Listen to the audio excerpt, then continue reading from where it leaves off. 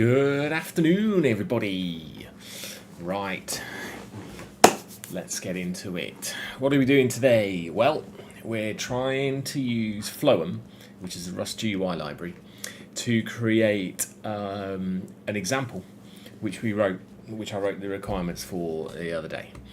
What do the requirements look like? Just quickly recap these so everybody's on the same page.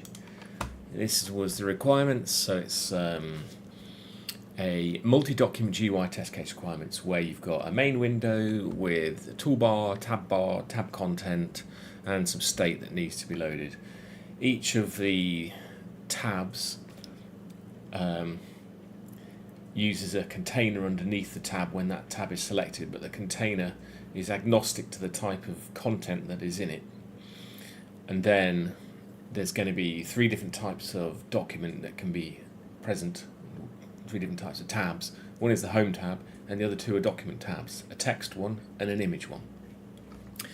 And in addition to that, you can create a new document by pressing the new button on the toolbar, which then should display a form which allows you to tell the system what type of document you want to create, which should then change the tab into one of those documents. Right. So we got stuck yesterday trying to work out where the state goes. I posted the link to yesterday's stream in the Floem Discord, and one of the guys there suggested that I should watch a video by the author of Leptos, and Floem uses Leptos. So Floem is this project, this one, right? And it says it's inspired by Leptos, right? And then in the documentation, it refers to the Leptos book for state management, right? And there's some stuff to do with state management, and I've not read all this yet. I'm basically just trying it, and then if I need to go back to the documentation to see how I'm supposed to do something really, then we can.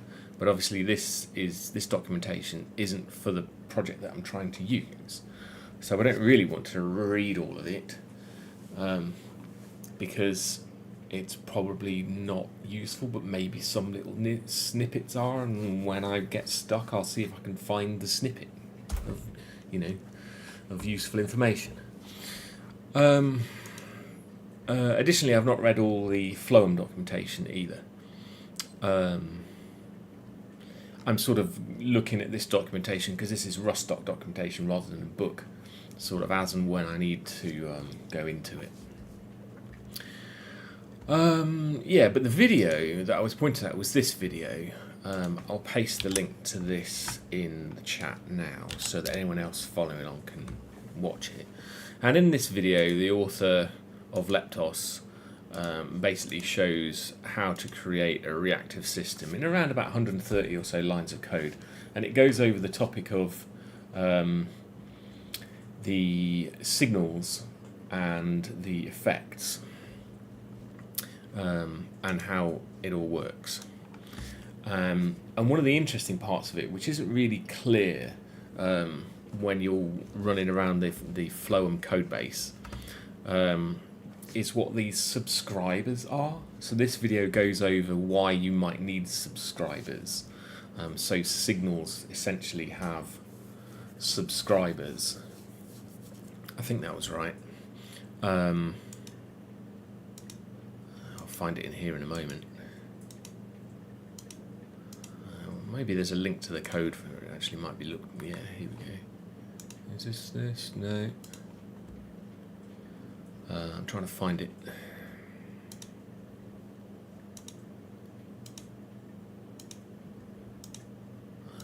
I want to see, yeah.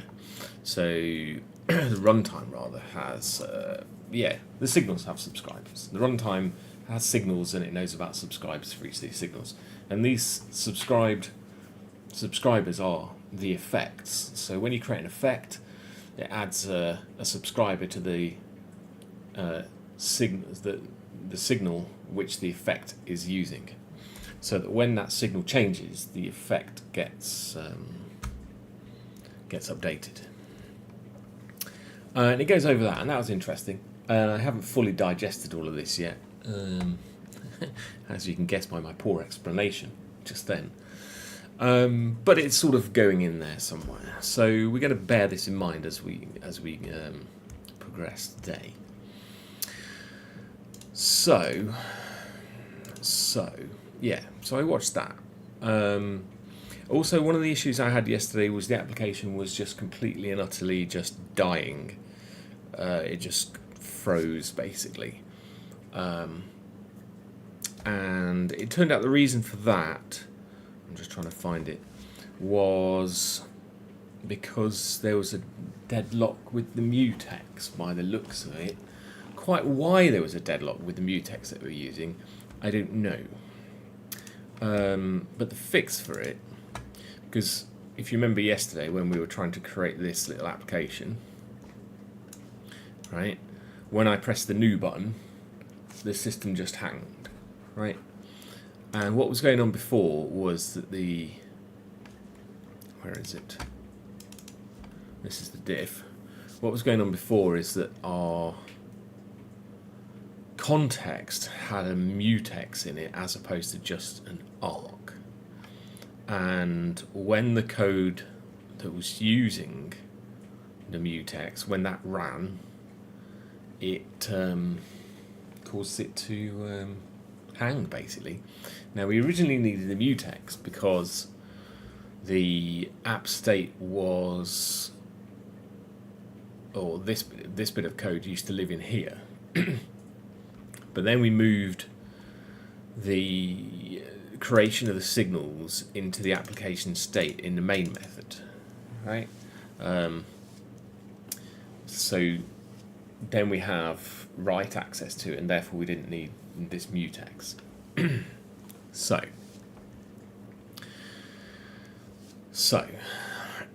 if you take out the mutex and run it again, it does actually work. You get a home thing that appears there, right, in what is going to be our tab bar. So great, we actually managed to do something. Okay, so let's move on from there. So what's the next thing that we need to do? Also, additionally, if you press new twice, you don't get multiple home tabs because the event handler for the new button currently updates the tabs and inserts an ID, but if there's if that already exists in there, it doesn't reinsert it.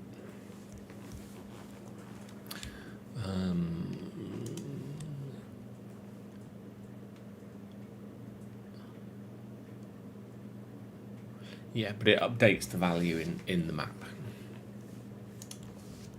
So it'll get an updated one of these, but it's the same as the old one, so it doesn't have any effect. At some point we'll need like a tab ID generation thing. I also discovered another crate which we might want to use, and this crate was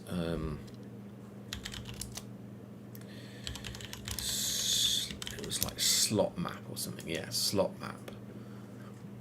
And this is what Leptos uses as well, it turns out.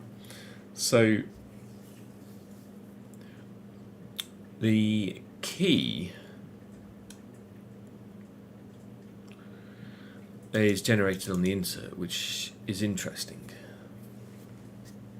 because then you don't have to worry about your own key management. So maybe we can try using that instead of like a hash map here. Then we don't have to worry about creating our own tab IDs.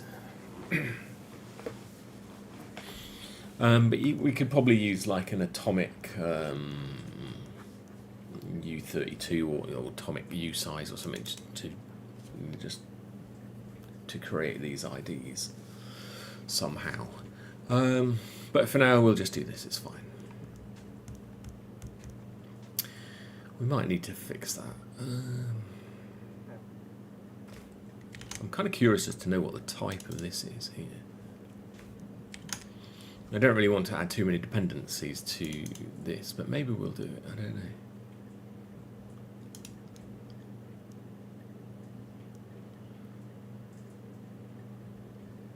Shall we try it, actually? Let's try it.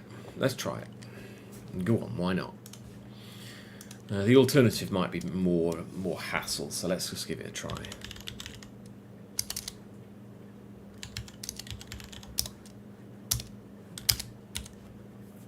Let's give it a whirl.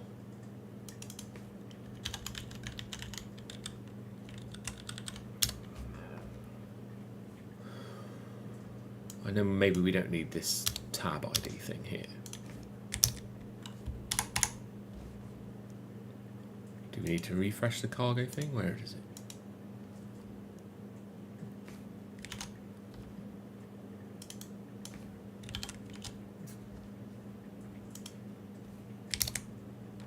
Why can't I import it? Oh, because I updated the wrong one. That's the counter example. It does help if you update the right cargo file, doesn't it? There we go. Right, now it's updating. And our survey says, now I can import it. There we go. So when you create a slot map,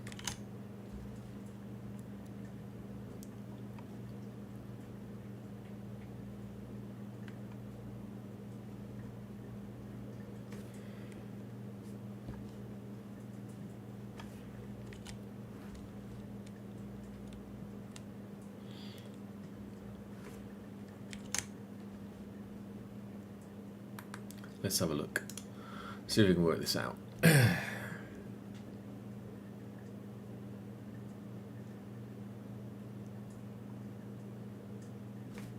What was the error? It said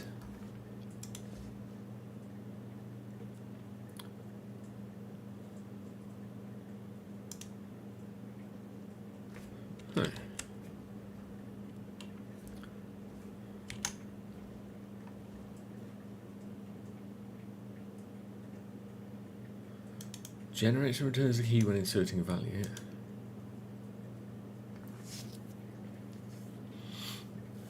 Yeah.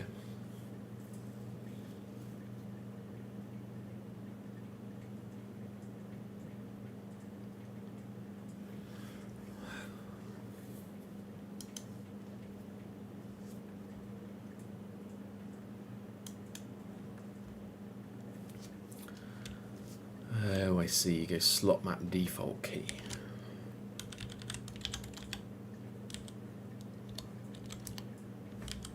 Perhaps like that.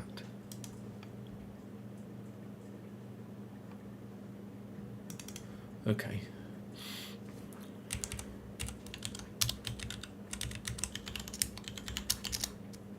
Right, you get a default key back.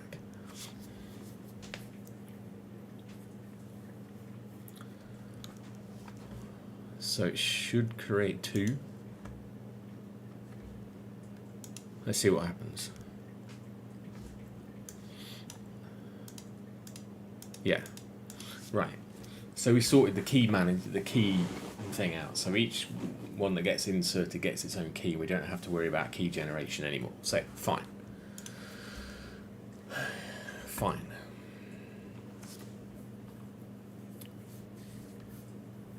Now, what are we going to do here? So, okay.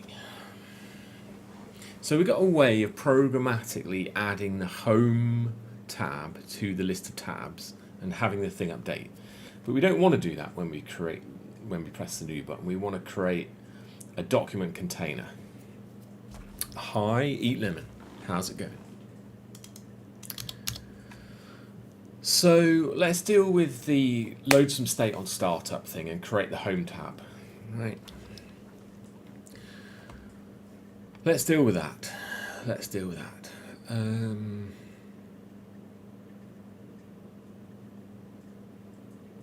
Yeah, why not? So we learned how to do it. Let's temporarily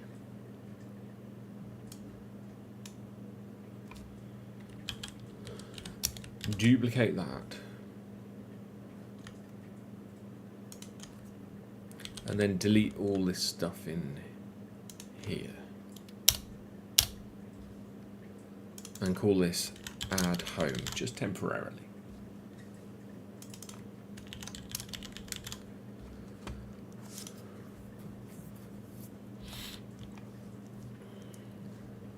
Right, so we've got add home, new doesn't do anything, and then open. Okay. Let's do a quick commit. Revert this one.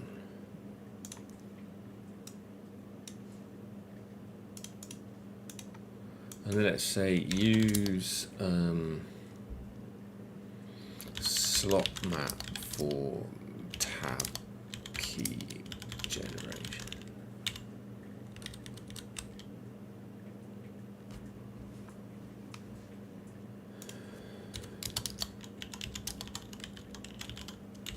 Sure.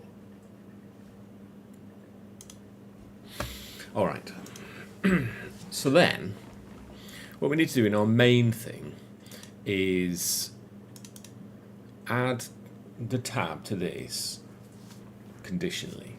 So one of the requirements was if there's some state and it's got this show home on startup and it's set to true in this saved state, then we need to add the home tab before the application is created. So let's just do that somehow. I don't know, what should we use? Should we just use like Serde with a JSON file and something like that? Maybe we'll have a go at that, because you know this is kind of real worldy stuff, right? So let's create a struct called config. In it, there's going to be this.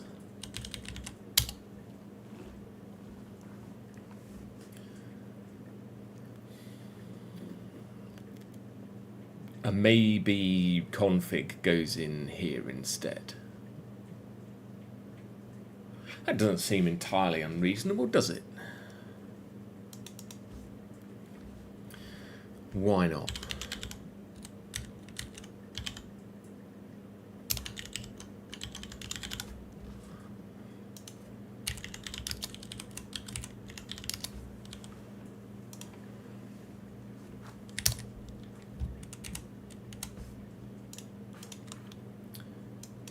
Oh, what am I doing here?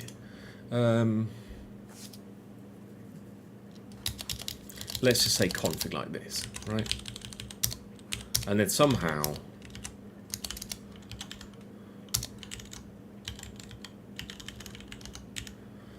we'll load it up at some point.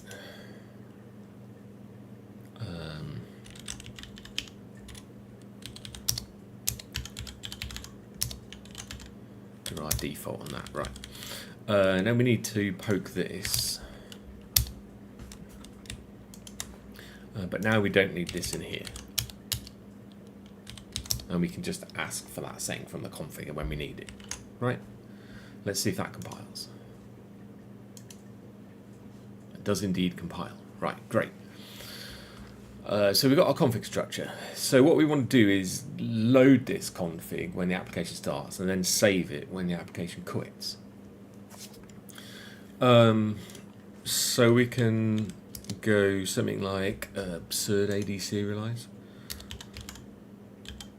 Let's use the JSON file, because why not?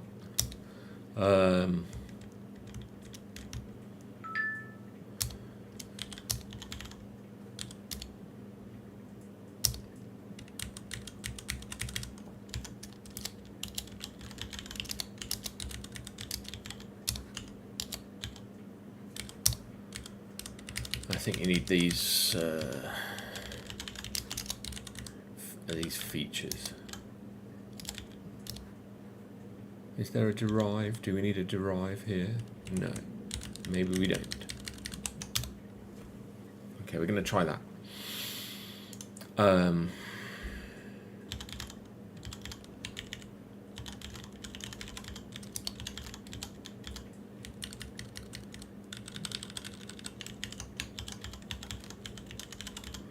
Right, we want to be able to serialize and deserialize this thing. Right. And probably there's an example on the Surday JSON thingy, website, documentation, whatever. Surday JSON. Let's go Rust. Oops. Oh, thanks, Google.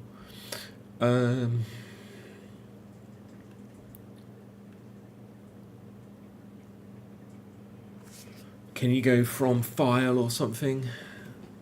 Probably can. Do I have an example of loading a file from stir, constructing JSON values, serializing data structures? Yeah. Let's see what we can see.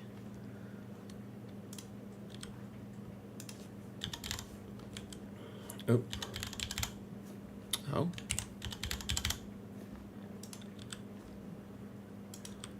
Is there examples?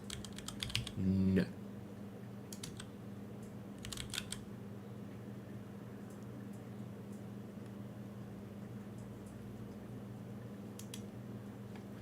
Let's have a look at the Surday documentation real quick.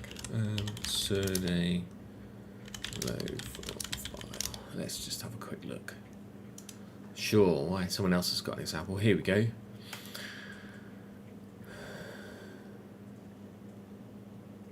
There we go, the file. No, I want to load the file. Yeah, from reader, this is it, that's the one. Yeah. So let's go let file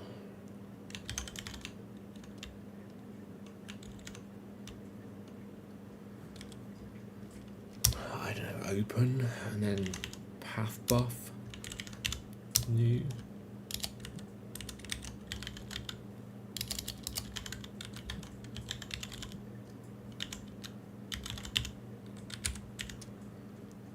And then go, what is it, Surday JSON from reader file.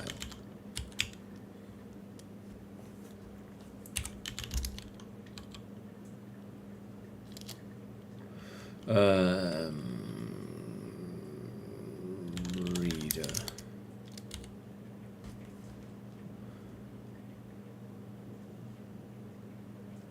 And I suppose if it's there, then we need to do something. Yeah.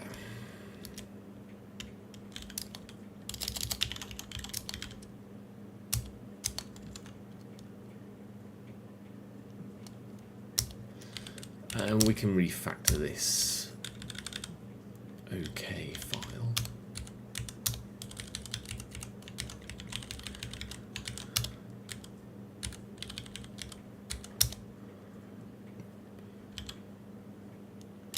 And then we have to do some serialization-y thing. And you go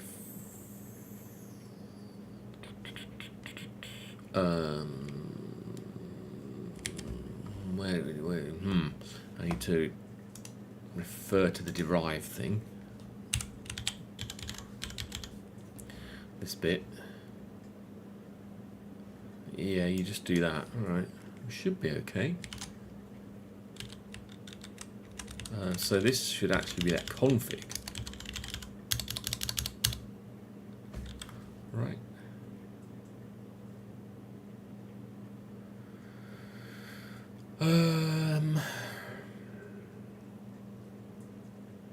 I'm sure I've done this before.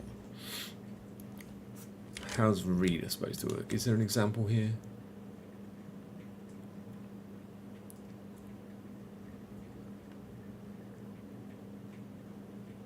Here.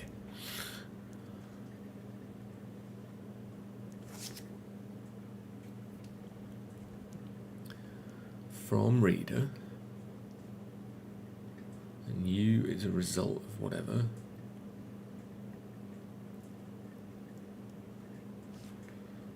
Oh, okay.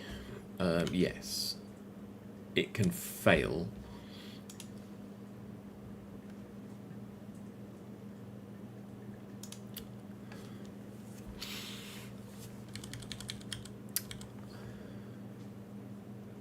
Let's say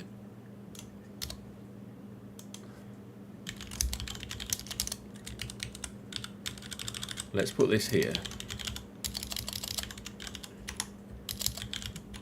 and then go config default here and return that. Right. Otherwise, let's just assume that the config file isn't bad, and that should probably be okay. Something like that.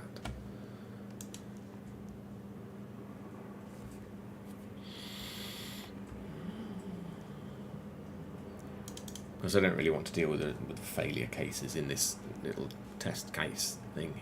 If it's corrupt, whatever, we'll get a panic.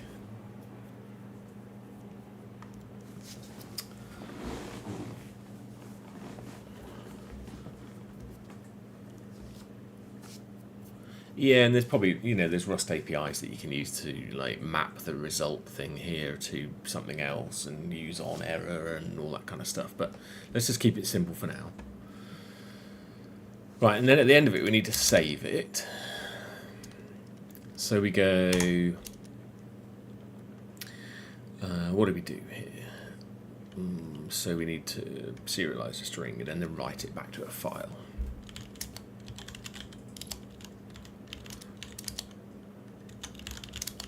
And then what do we do?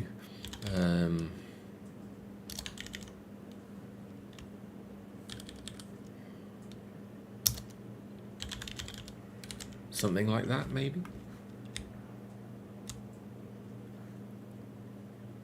Oh yeah, okay, fine.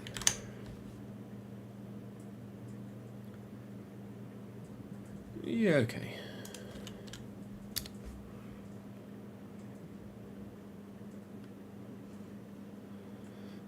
So here we have to go app state.config.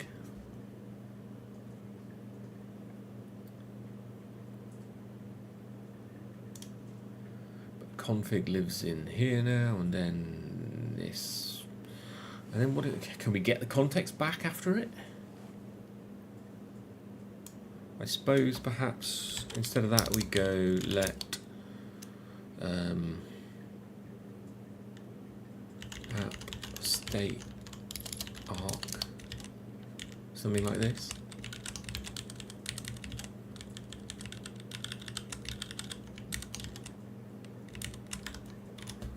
And we use the reference arc thing to do it. What am I getting wrong here? Oh, we can clone the arc.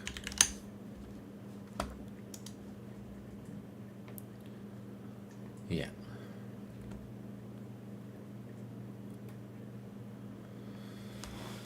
Right. So then we've got this content in a string now. And then I suppose we need to use file. Right. Is there a thing?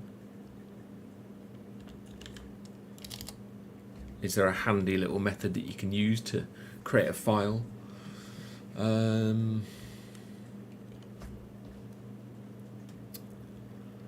We use the file here, so we need to create a new one with the same thing. It's like whatever.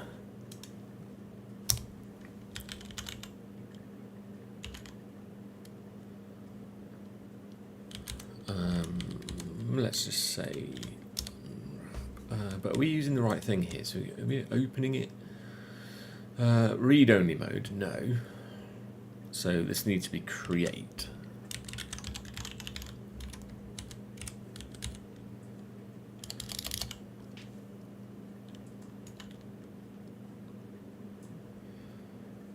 Yeah, right, content.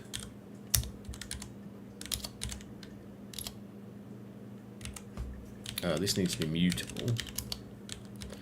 And content, you pass it this, I think.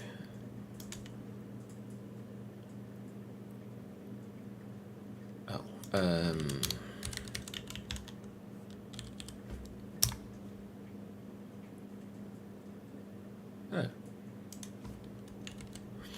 is there some conversion like UTF-8 or something like this? There's as bytes. I suppose we can use that.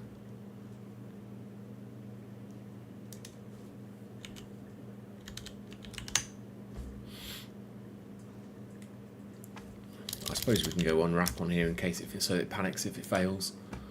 Alright. So if we run this and then quit the application, right, we've now got, we should have an extra file somewhere. Here it is, look. So we've got our config. Yay.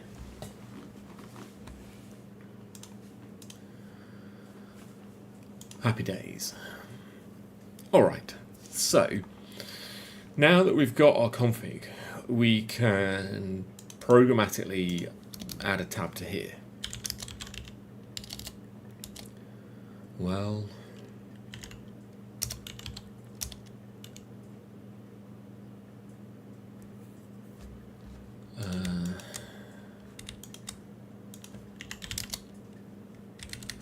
needs to be public. And then I suppose we go appstate.tabs.insert. No. Update. Yeah, it was update, isn't it? Tabs. Tabs.insert a new tab, and then this was the tab kind. Right. And this is basically the bit that we had earlier, right? Which was this.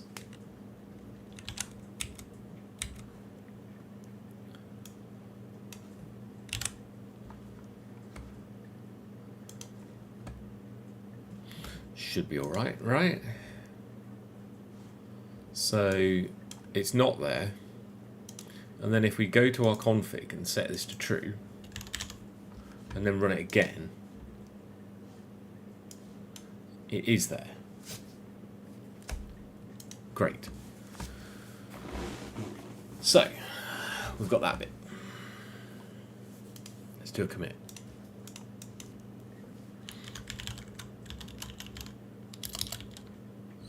Add configuration using JSON. Something like that.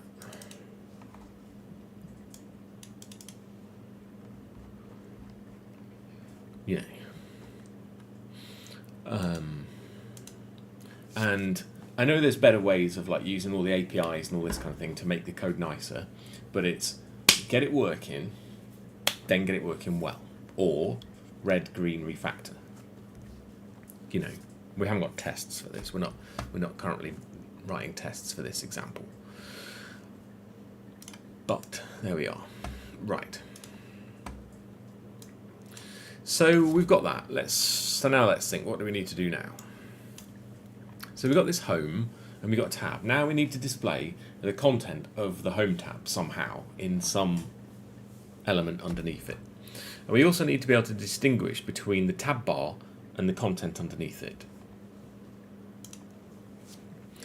So let's see if we can work that out. Right.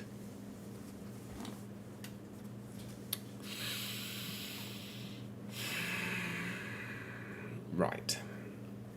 So we created a dun stack, which is the tab bar, but we don't have the content. So let's add a new element underneath this, and let's do the whole toolbar. Tab bar.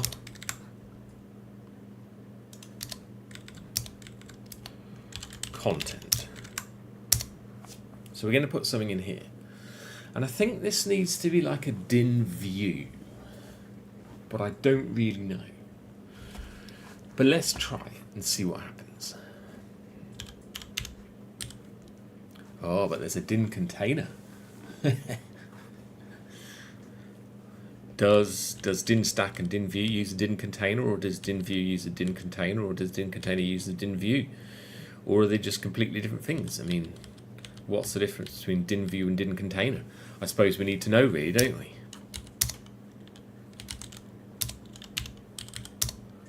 Let's see if we can find out. So din view, container for dynamically updating, for a dynamically updating view. And then din, wait, what? A container. Okay. So then what's din container? A container for a dynamically updating view.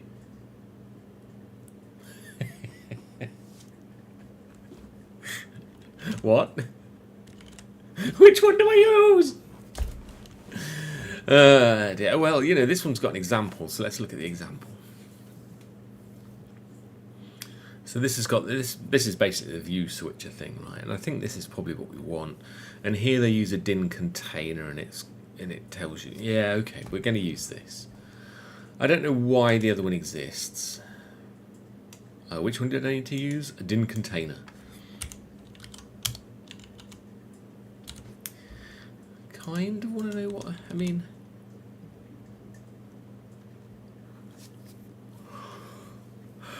Does din container use din view?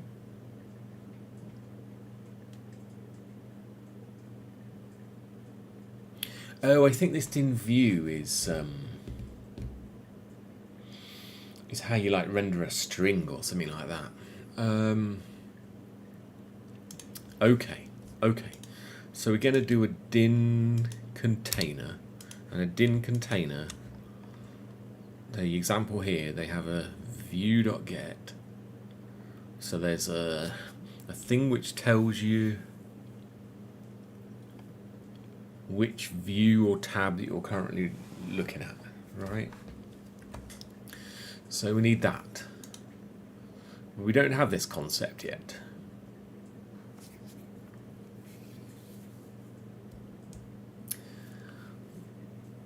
Where do we put the state for this selected thing? I mean, we could put it in this app view, or we could put it in the application state.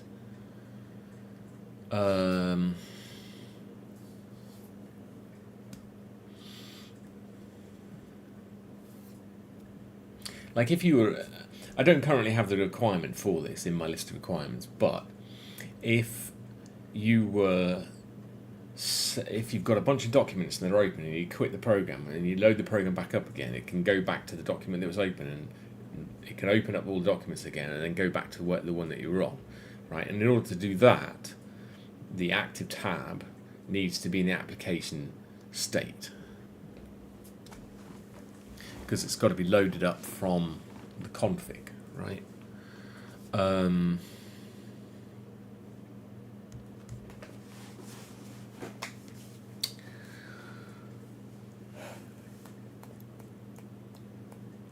Yeah.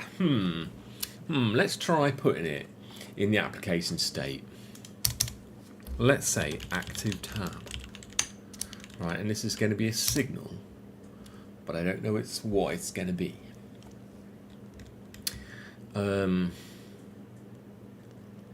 Is it a signal of default key? Right, because the tabs have keys. So in order to iterate over the tabs and look at the keys of the tabs in order to select it, we probably need one of those keys, right? So it feels like that's what we might need.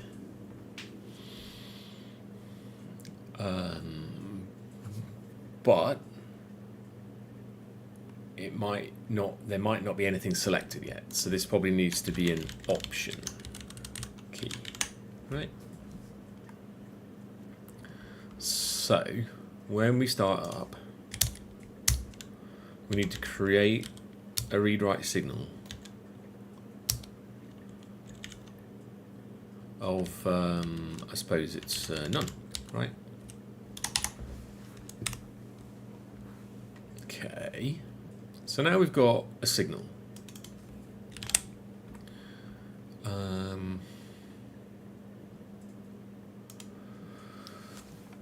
So what do we need? What was this? What is this saying? So this says it needs view.get, and view is the signal. Okay, so let's see if we can do this. Go move, and then we need to get this. We need to get the app state, and then we need to go app state.unwrap.activeTab.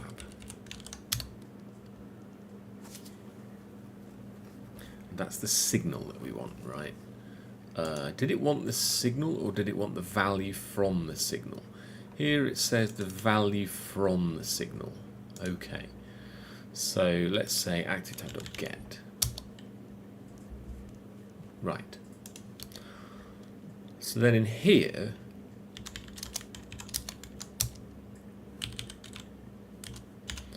we're supposed to use the, I think this will be the active tab, right?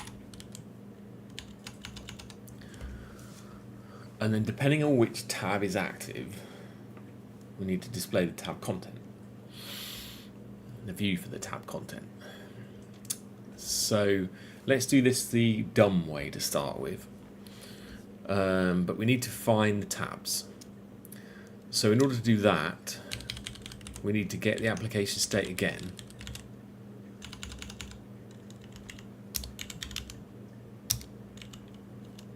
And find the active tab in the list of tabs.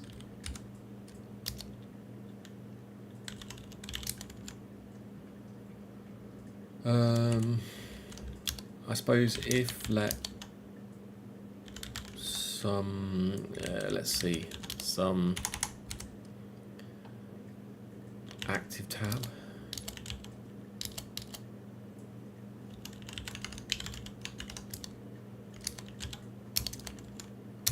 Right, then we need to do this. Otherwise, we need to display something here. And their example here was just a label. We'll just create a label. Oh no, you can go empty. You can do empty, can't you? And that's it, which is just like an element with nothing in it. Right, so if there's no active tab, the container is empty. Right? If there is an active tab, then we need to, I don't know what, .get.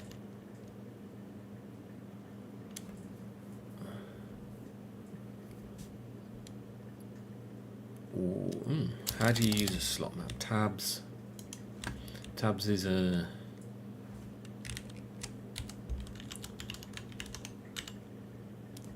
and then we get. Let's get. So this is going to be the tab key, right?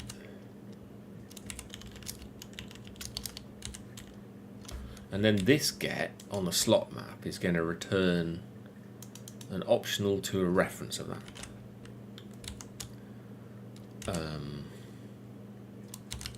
And we put it in there so we can just unwrap it. Right, so we've got a tab. Let's see if that compiles. No. Yeah, we know, that's fine. Let's just do this for now. Right, it's fine. So what we want to be doing is now displaying some kind of tab. Right, so we've got the tab. What's the tab? Was it an enum? It was, wasn't it? So if it's the home tab, then we're going to put this code here for now, and we're going to use the example from here.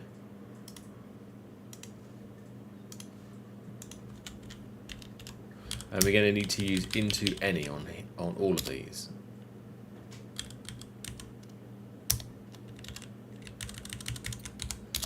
Because they all need to return an element of the same type, and the type is the any type, apparently.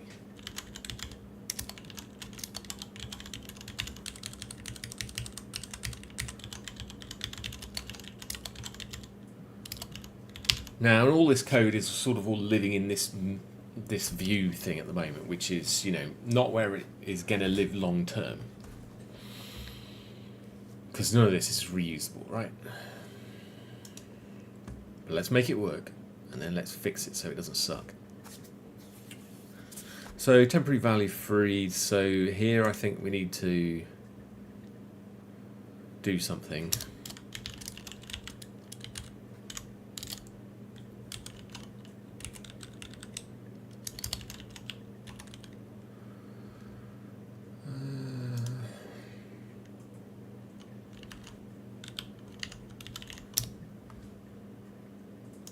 Oh wait, this is oops, what happened there? Let's just say, what is going on? Come on. That's it. There we go. Tabs. Is that what it was complaining about? Yes. So we get the tabs, then we get the tab from the list of tabs, and everything's fine. So what happens? Oh, we've got no way of setting the active tab yet. So nothing happens yet. So we need that before we can see any content.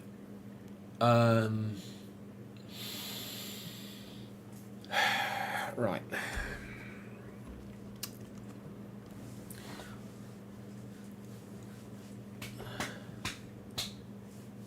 Okay, let's again do this the naive way. So we get a key when we insert a tab. So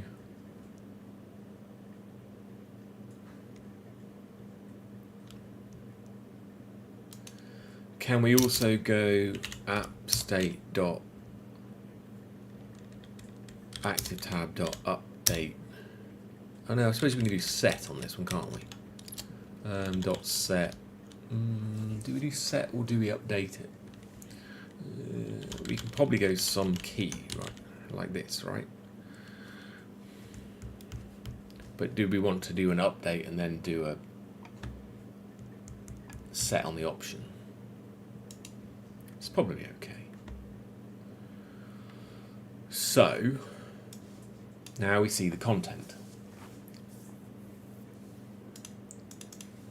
But, you know, we've got no concept of, oh, why is that selectable? These probably need to be buttons rather than labels. I wasn't expecting that you could select the text on a label. Still, there we are. We'll be able to do that. Huh. Fine.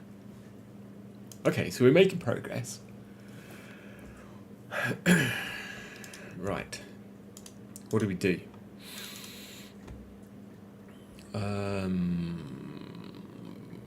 Yeah, we displayed tab content. Okay.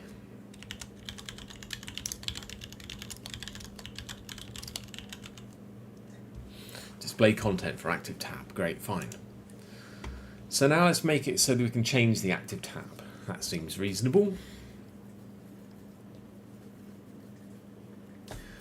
So we've got these tabs and we're just labels at the moment. So let's make these buttons now instead.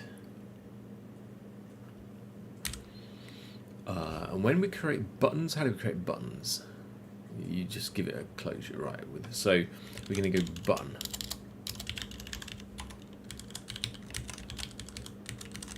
Okay. On which we can go, don't remember.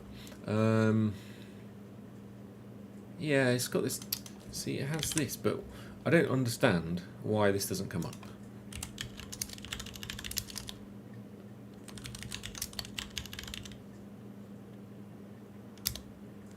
I don't know if this is right.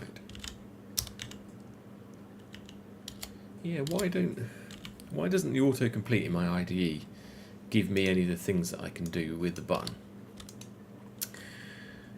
Like, what does this on click stop live on?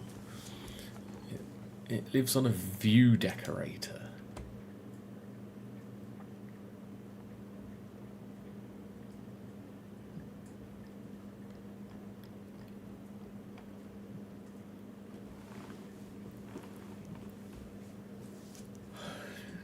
Is it not in scope or something? It must be in scope because decorators.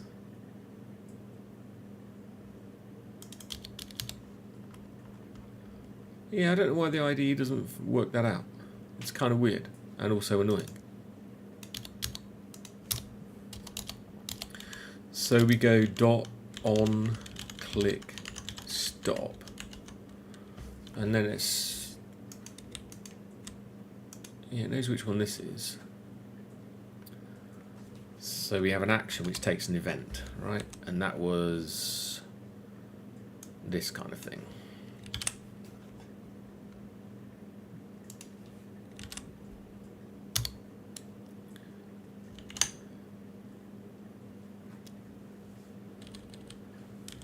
Let's see.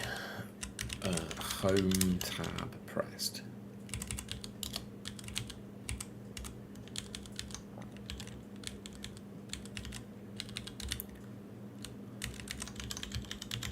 Let's make sure that works. Match arms have incompatible types.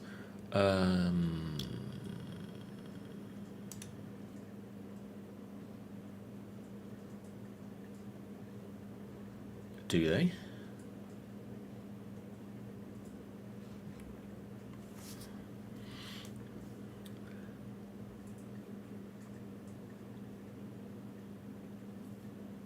We're supposed to be returning a view. Here we're returning a button, and here we're returning a button. But is this button different because it's a different type now? Let's just go dot into any on this. Hi, J.R. Moulton, how's it going? Let's see. That fixed that. So we've got the ability to add these buttons, and we can click them now. Happy days. Right. So now we need to update that state. Things are going a little bit better today than they were yesterday. Yeah. We're making progress. We're making progress. Which is good. So if we change the tab, so we need to update the state. So we've got to get some state.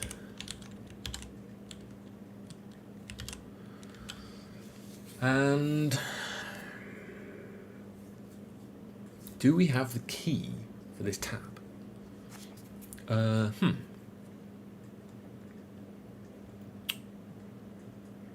How do we know what the key is? Because we need to get the key from somewhere for this tab that we're on, and then set that into the active tab. But I don't know. We've got a tab ID default key. Yeah, we do have it. Look, we've got it here. Okay, so we can use this tab ID. So we can go app state dot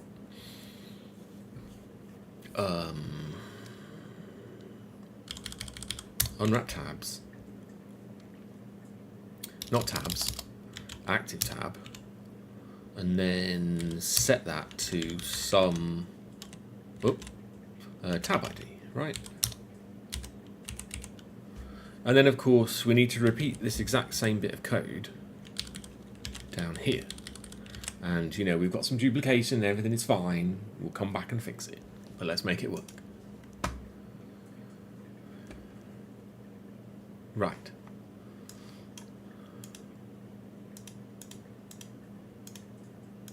Okay. Now, because all the home tab contents are the same, we don't know if we're changing it.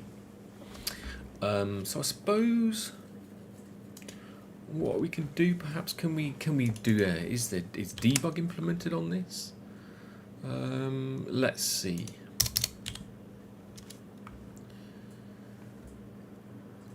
Changing. Let's go println.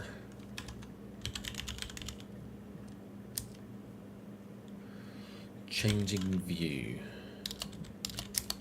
tab ID, something like that. Let's see what it does. Just so that we can look at the different tab IDs, right?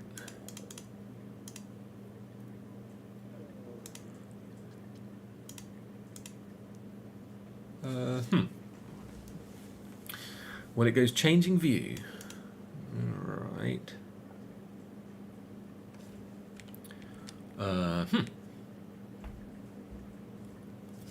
Oh wait, hold on.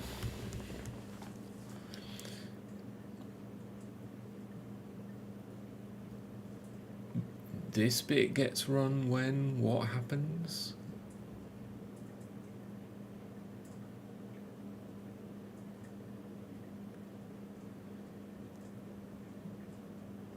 I forget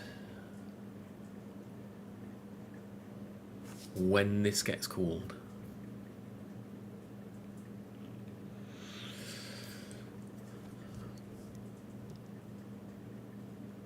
Oh, this is just for adding the tab. Yeah, right. So this isn't the changing view.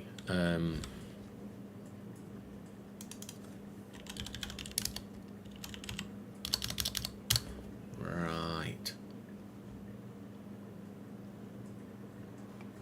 I suppose it's like that. Let's think about that. I think that's right. So the changing view bit is this bit down here, which we need to look at. So we'll do that in a moment. Right, so it's got adding tab and it's got the keys for the tabs. Fine, we're good. So we're going to do the same kind of thing, but this is down here. So din container, tab key. We've got the tab key here. Changing active tab key. We've got this tab ID and we've got tab key. So let's fix this to be tab key everywhere. Tab key. Right. Oops, I pressed debug, never mind. That's fine. So changing active tab, adding tab.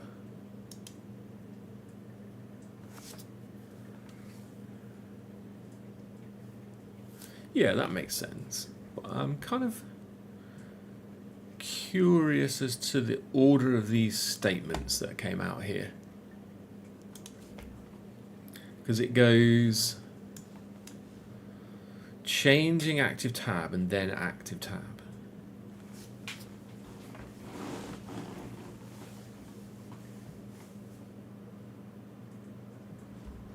But the content is also being displayed.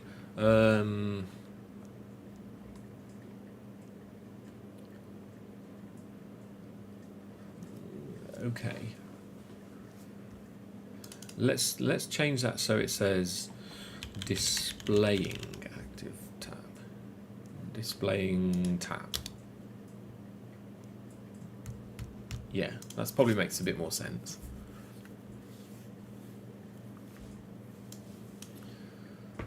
So we've got displaying tab, adding tab. Yeah, the order of that is a bit weird.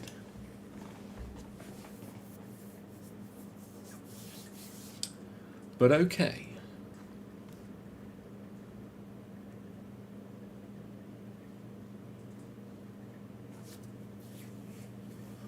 Let's run it again and just look at the logs when I press the button. Add home. Add home pressed, adding tab. Right, but it's not displaying that one yet, which is good. So when I change to it here, it should, yeah, okay. So we're actually, we're actually switching tabs now. This is all good. So we know we're switching tabs, even though the content beneath it is always the same. So I suppose what we could do to make it clearer is the home tab content could display the tab ID.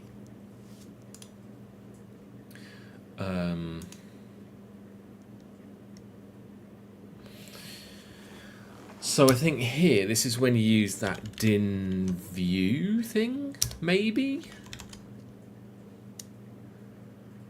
We'll just go format tab ID. And then just do the same thing as we did a moment ago. Comma. We probably need a stack to put these in, but we'll come back to that. Tab key. probably want to do that. So let's create a V stack.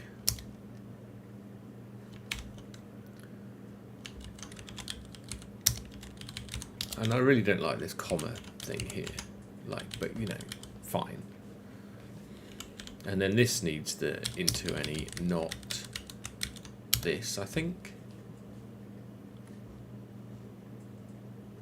I think that's how we're supposed to do this. Okay, we need to move on it. Fine.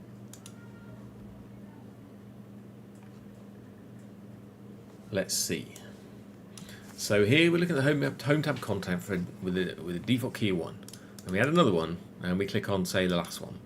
Yeah, so we're actually changing tab content now. Happy days. Let's do a commit.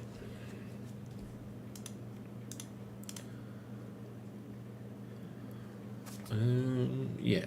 So this is allow changing of tabs. Something like that. I think that's what we did.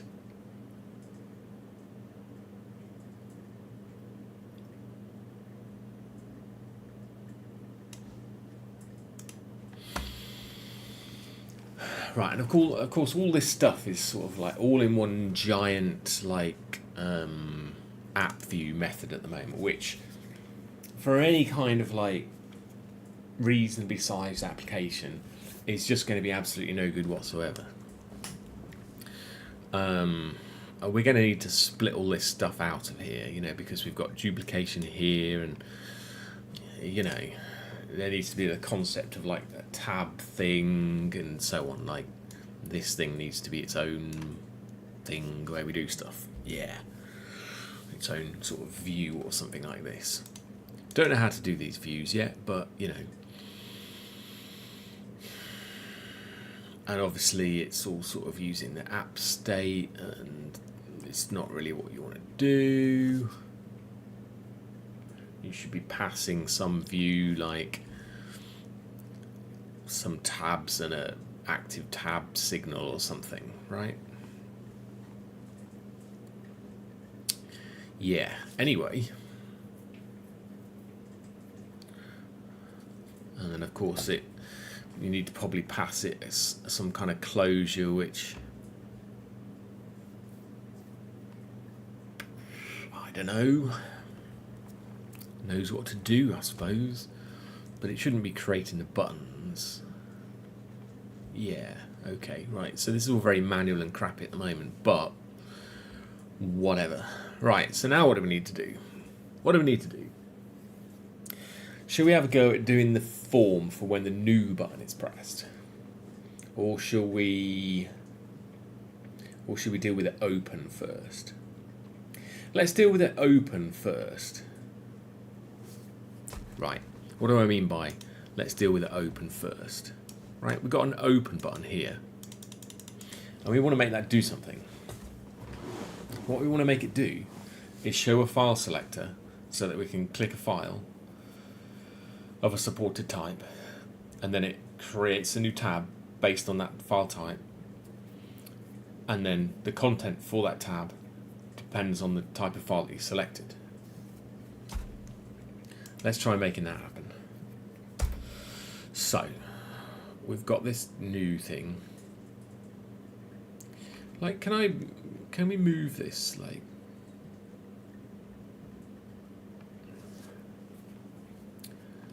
can we extract this to a method or something? Can we go fun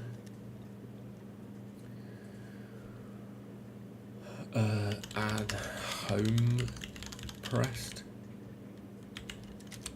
And I'll deal with the signature of this later.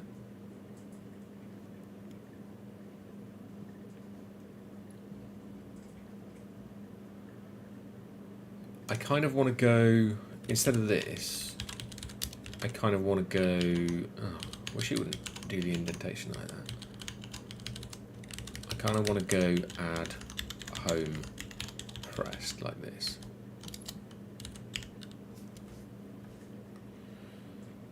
That needs to be a comma. Let's see if we can make this work. Right.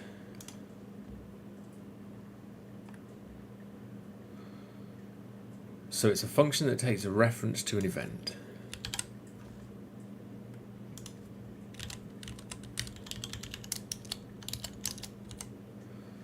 And gives you something back. Self DV.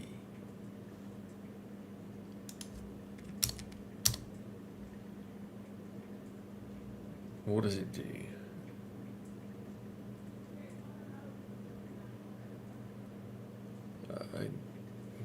Yeah. What? Oh, no. On click stop gives this, right? But this doesn't return anything. This just does stuff. Let's see if we can move some of this code into this, just to see if we get any compile errors or anything like that. Right, we don't. And we don't currently use this event, so that's fine. So now we can ditch this.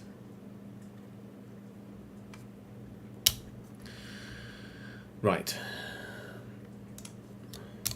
And now we can use the same approach to do something with the next one, which is new pressed. Right.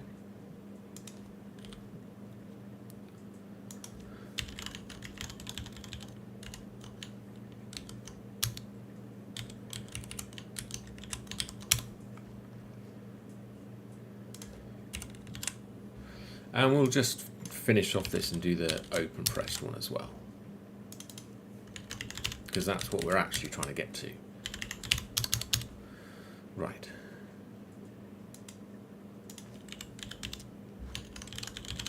And I don't know why I'm supposed to be, or if I should be using this stop thing here. I've got no idea about the event propagation. No idea. Open pressed. Right, does it still work?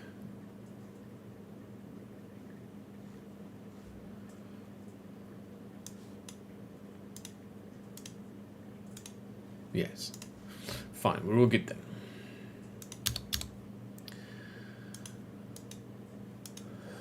Okay. So, yeah, what do we do here then? I don't know why I need this event thing here either, you know? Why would you need it? Probably we should look at this event thing to see what's in it, or what you can do with it.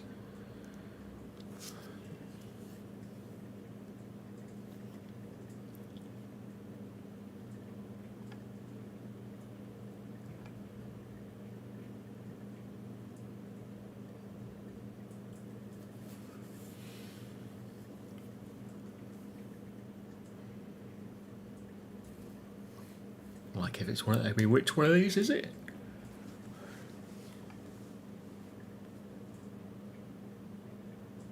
Huh, curious. Okay, I don't know what this is. I am kind of curious. Let's just see if we can do this on it. Just out of curiosity. And at some point I'll change all these println statements to like debug or log statements and things like that. So we put this in open. Pointer up event. I mean, I wasn't really expecting that event to be pointer up, to be fair. Seems a bit weird. But okay, fine.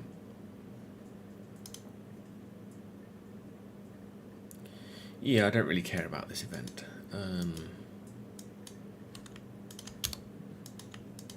Okay, so we need to open something. Now,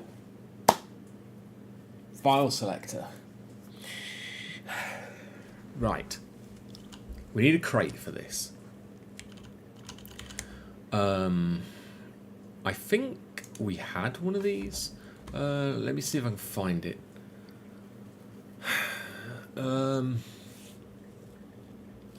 It was a dialogue or something.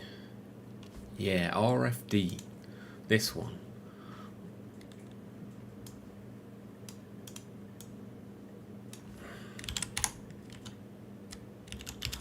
There's a crate for doing this. Floem has file dialogues built in. Oh, interesting.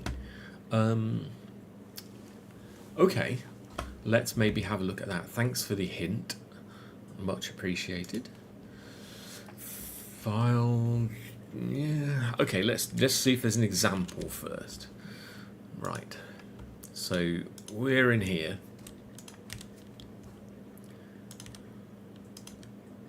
Flight book of files, maybe. Select file. Yeah, this is it. Here we go then. Yeah, okay, fine. And then we've got this. Why has it got open file? And then open file is.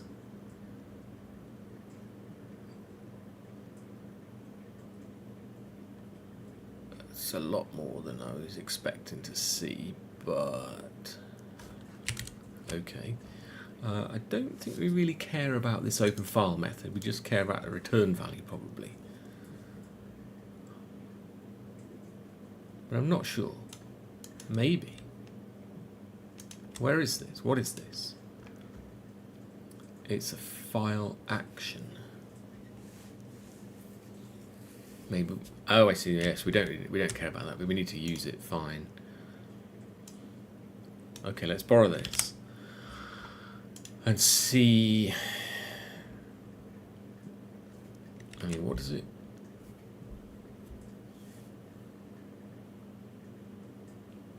Right. So we're in an event handler in here, so it stands to reason that I can put that here.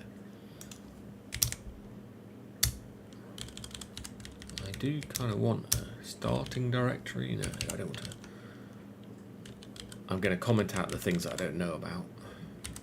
No, I'm going to delete them, in fact. Select file, sure. Name. I don't want a default name. Do I have to have one? I do. Why? Oh, I see. This is... yeah, okay, fine.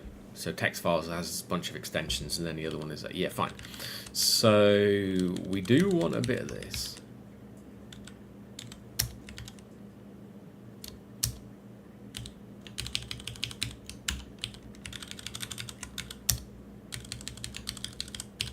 Something like this. Text and image is what we said. Text. Text. Image, and let's say bitmap and SVG, because I want to see if there's SVG support. Okay, let's just no. Let's focus. Feature creep. No. Text and image. Right. Eventually you can make it open other things. It seems reasonable. Select file, allow types, and then if we've got some file, it does something. Let's just see if that works.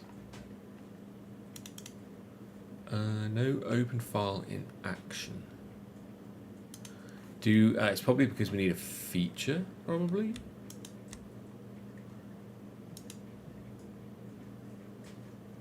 Maybe. Maybe.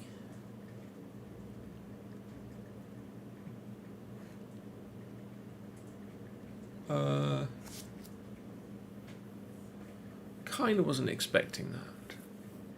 Lib. Where are the modules defined? Here they are. File action.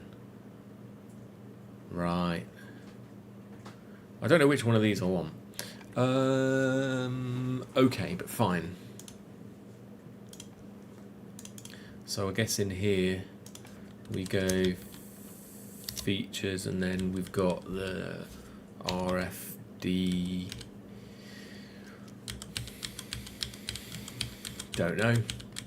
I'm just going to press up and return. I don't care which one it is.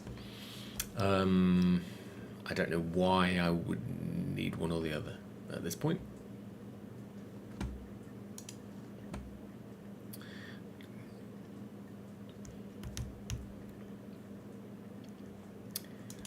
Yeah, it might be useful to know a bit more about this. So what's this? Is this feature defined anywhere?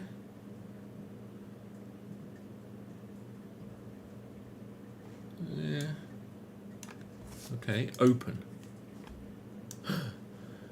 I've got a thing. Great. Right, and then I cancelled it and it didn't do anything, which is good. Let's go to where we were doing stuff.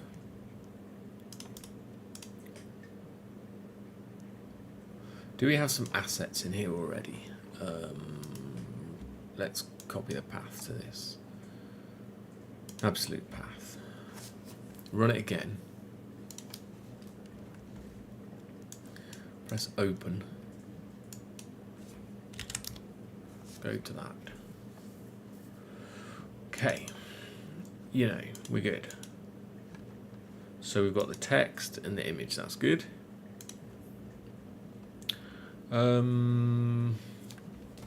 Yeah. Okay.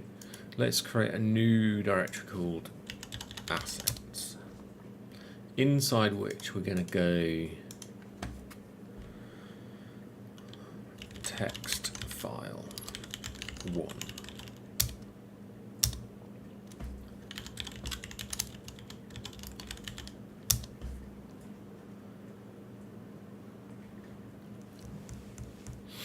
Yeah.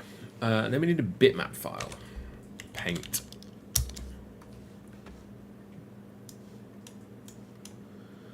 And Microsoft, in their ultimate wisdom, when they did Windows 11, removed one of the most useful features of the old Paint, which was to resize an image by percentage. And also constrain the proportions. It's like, why, Microsoft? Why would you do this? Still, there we are. I don't know, let's create an image file which is going to be 256 by 256, because, you know, why not? Pixels, sure. And we're going to put a green tick on it, and everything's fine. And we're going to save this somewhere.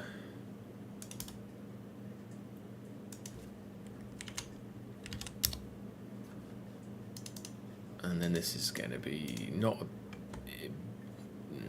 one of them. We're going to go 24-bit bitmap. Why not? 2 colors. Everything's fine. What's this going to be? Image file 1. Sure. Okay. So let's run it again.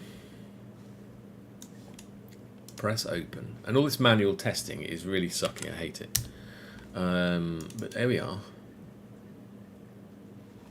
So I've got text, and then I've got image.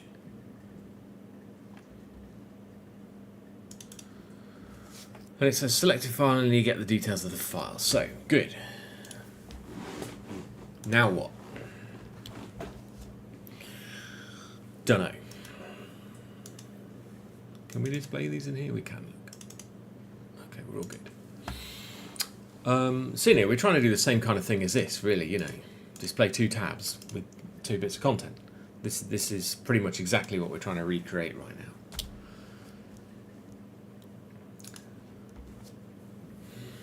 So, how do we do it? Image formats are conditionally labeled with features. Okay, I'll look at those features when I come to actually display it. Image bitmap, which is to display a bitmap. Fine, cool. Thanks for the tips. Right, so we've got open pressed. So if we've got a file, I guess somewhere around here we need to create a new tab. So let's see if we can do that. So this is how we inserted the home tab. Right. And then somewhere down here is where we set the active tab. Right, so we're going to borrow both of those things and then change them up a bit. Right.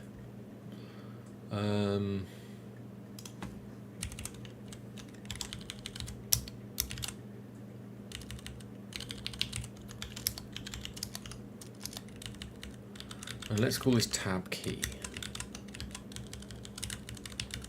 And let's go down the bottom and do the same thing there as well.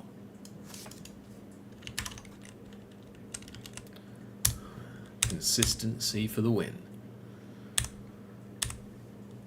Right, this is where we were. So we're creating a home tab, but we don't want to create a home tab. We want to create a document tab. Now, at the moment we've got this ID thing here, right? Right. So this is the details of the tab, but not the details of, not the actual tab content, right? Because those, if you remember, are stored in the application state in documents. So this is just the details of the tabs and the type of tab that it might be for. Because we want to be able to display a document container for a tab based on some sort of reference. And inside this document, we've got this document tab, and this document tab has got an ID, which is a string.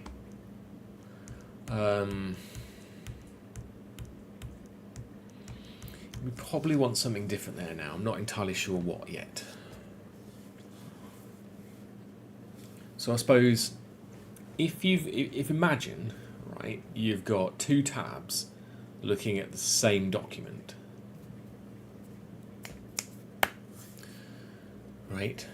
So you've got two different views of the same document, and you want to interact with that document and display its contents in two tabs, which is absolutely fine if you want to like a split window, or you want to create a new window for the same thing and then scroll one of them down or whatever like this.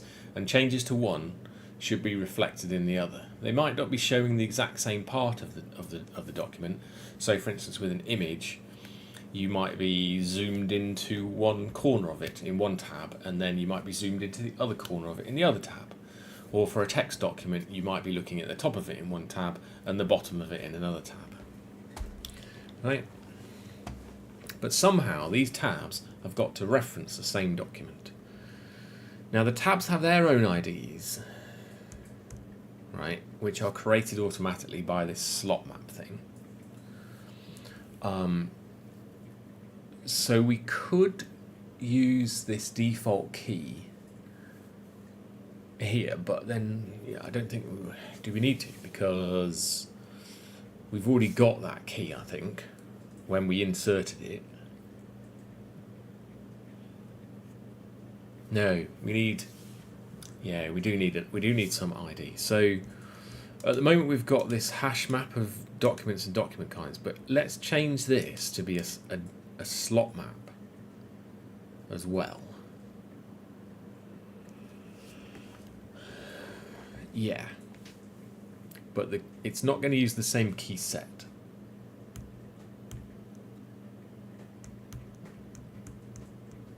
Because I don't care about the key, I just know that there needs to be a unique one.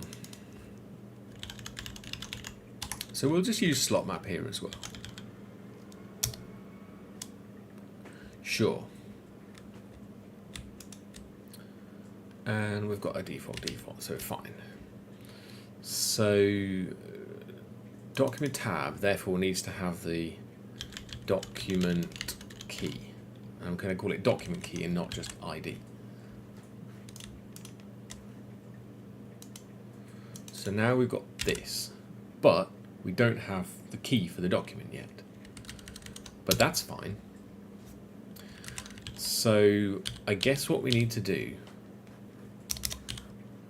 is create one of those.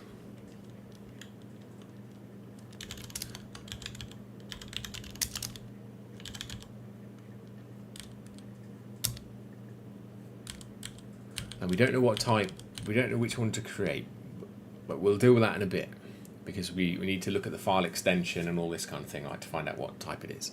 But let's just for now create a text document. Right, and this text document has, let's say text. Come on, typing document, right? But now we need a text document, right? But let's deal with the key thing first. So then we can go app state dot documents dot insert. Yeah, we're inserting the document. Right. And then we get the key and we can reuse the key. And this probably needs to have a move on it. Do we clone the key here?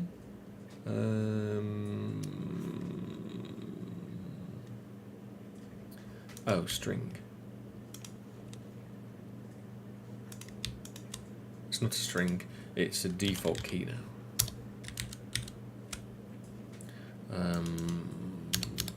Maybe we need to move there, I'm not sure yet. Right, let's deal with creating this text document. And then later we'll add some conditional code to create the right type of document, right? Here's a text document. What do we need here? It's got a path. Why is it moaning?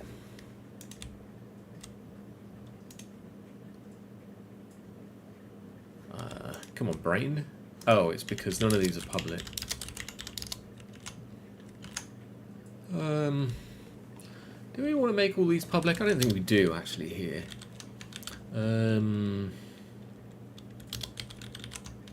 Let's actually add a method.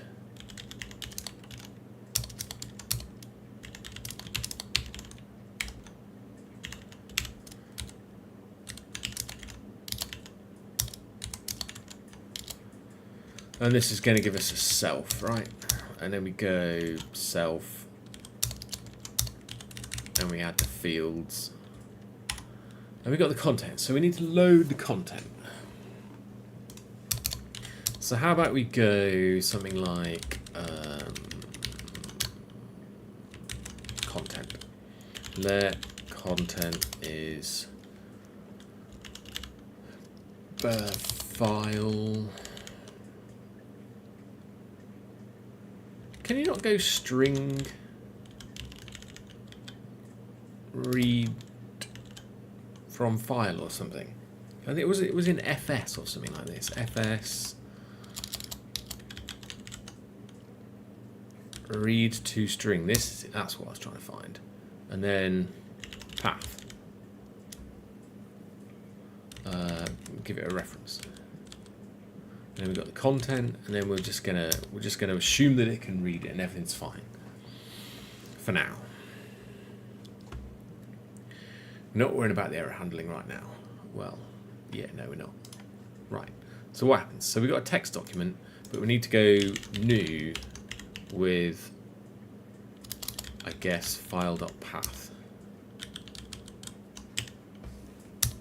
And probably we need, and is this a path buff, do we think? It's a vector. Oh, because you can multi-select.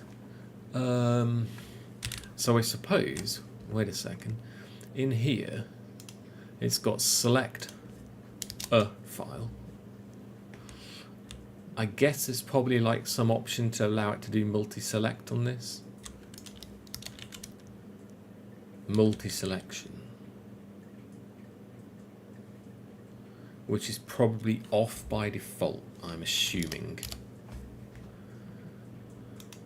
Dot first.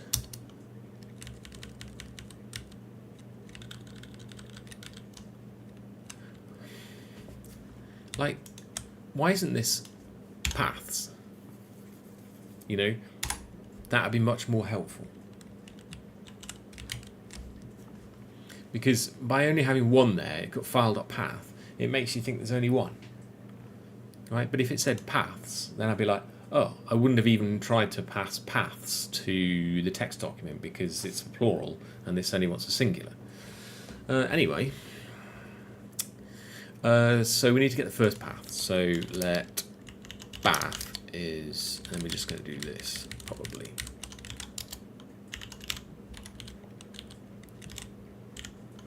And then was this path buff? Yeah, it was. And we got option, and it was.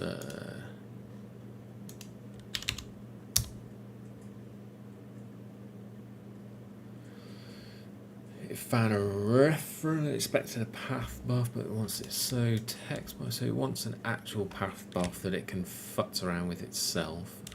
Yeah, okay, we'll clone it. Where should we clone it? Let's clone it here. Cannot borrow data in arc is mutable.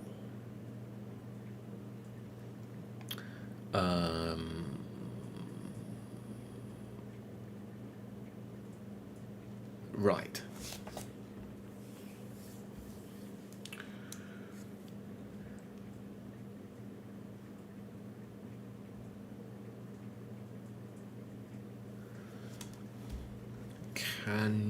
What can we do here?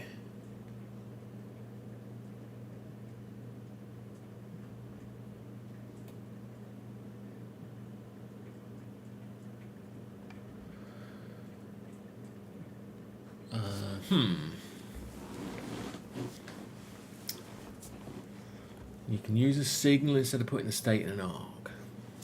I mean, it's. You mean down here?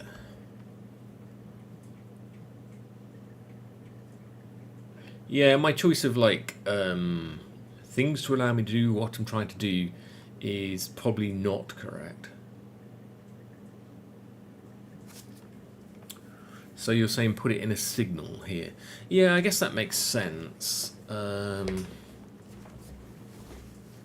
Maybe. So you're saying create a signal here and put the signal in here. Yeah, I suppose that might work. Let me try that. Read. What is it? Signal. Create RWC. That's it. So we do that instead of that. I'm not sure how this is going to work, but let's find out.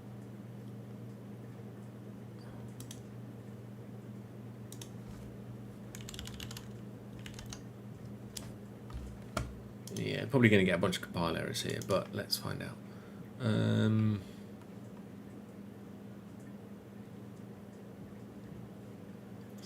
But now my application state needs clone on it. I don't want clone on my application state.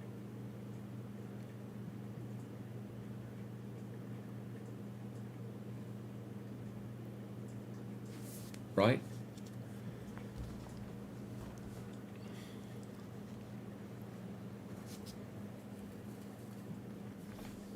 Pretty sure I don't want to be doing that.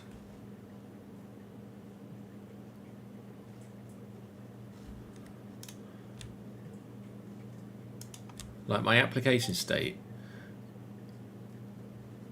has got all these slot maps and other signals and things in it, right?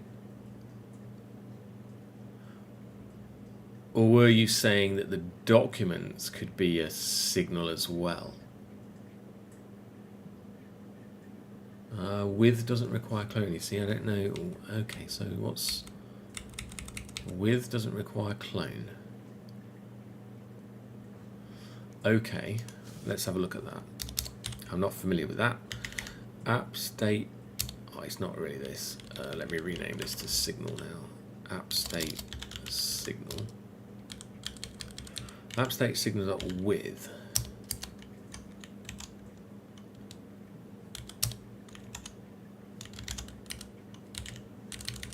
Right. And then I can do this stuff, right?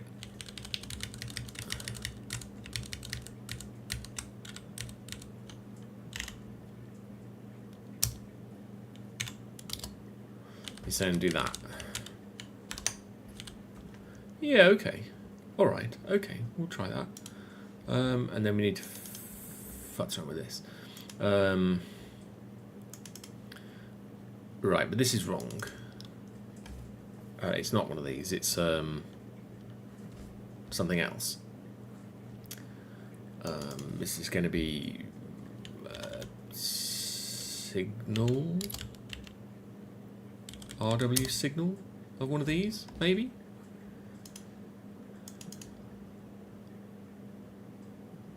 But we don't want to do this now, probably. And then we have to do width on here, right? I see. Yeah, okay.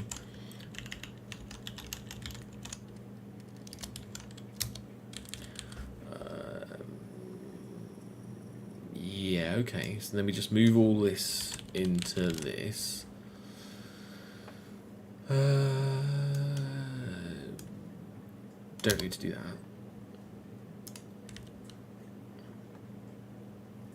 And then what's this doing now? Why is it complaining?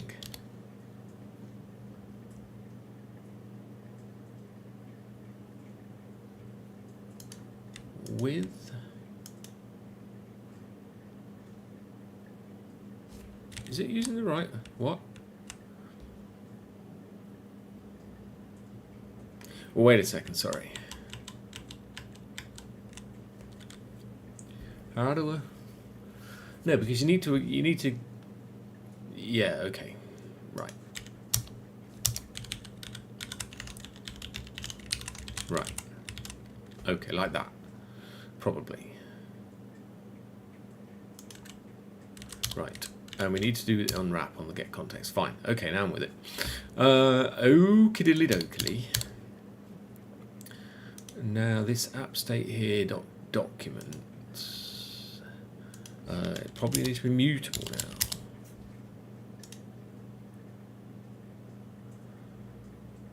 Cannot borrow local app state as mutable app state. Why is it moaning about that?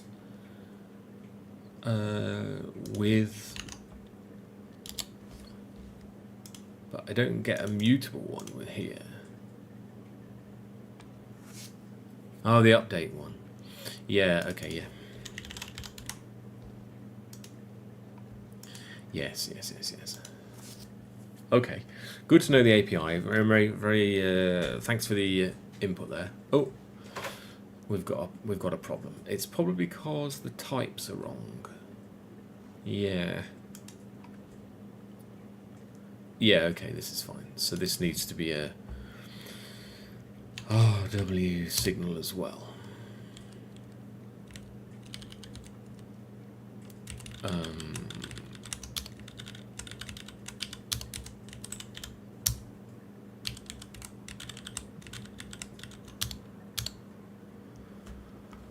And then what do we do here?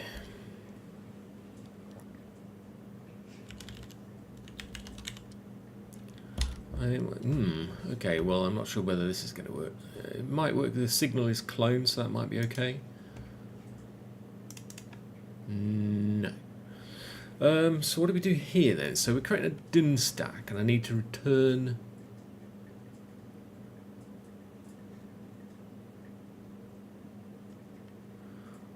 So this is where we go with.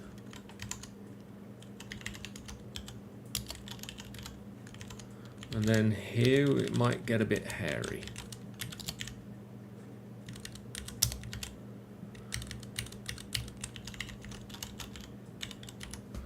Something like that. Oh.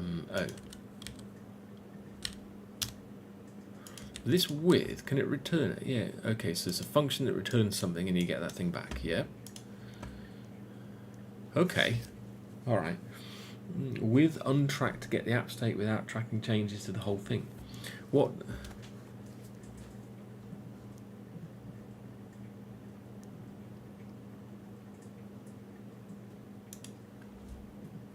Okay, we've got more of these. So you were saying with untracked. With right, and I guess this is a case where it's not creating some subscriber for this tabs get call, right? Yeah. Okay, look at that. I guessed right. Look at this. Check it out. I'm learning.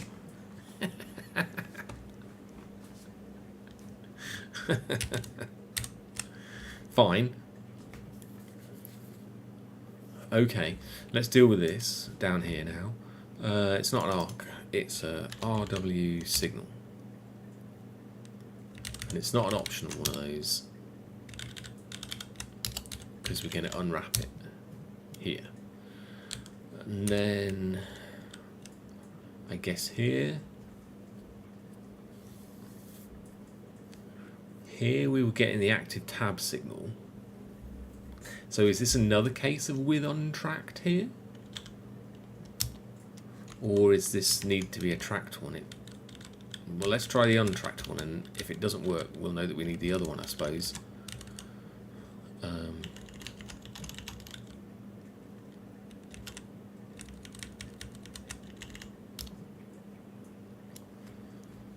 Something like that.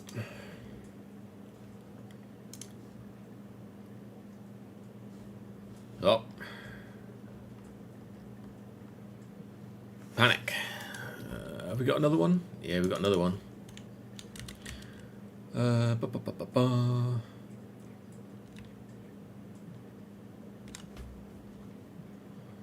Yeah, okay.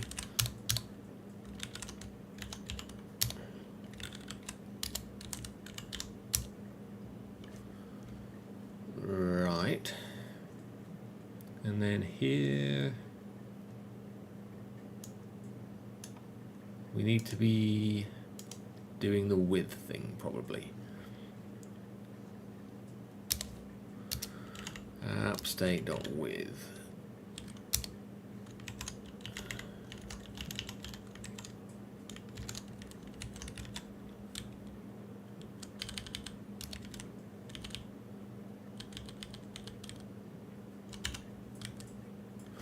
And no semicolon there. No need to unwrap here. Let's try that. I think we're getting close after making that change. Ooh. Right, what happens? Open text file. Death.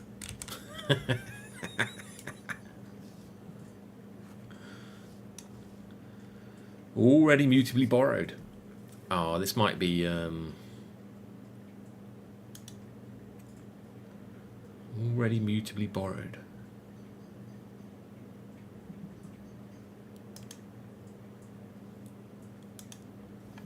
Already mutably borrowed.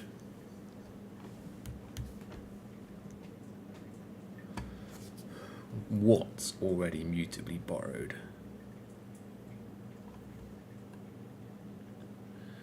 What, the active tab is already mutably borrowed? I don't know. I mean, what's it referring to?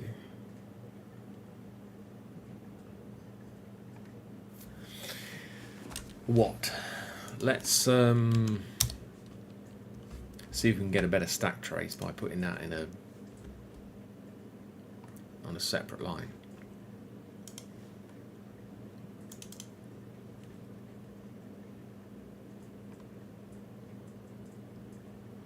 Wow, stack trace tastic.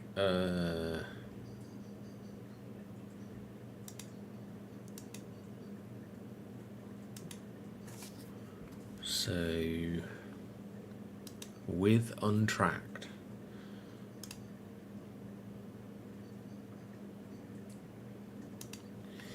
Yeah, I've no idea.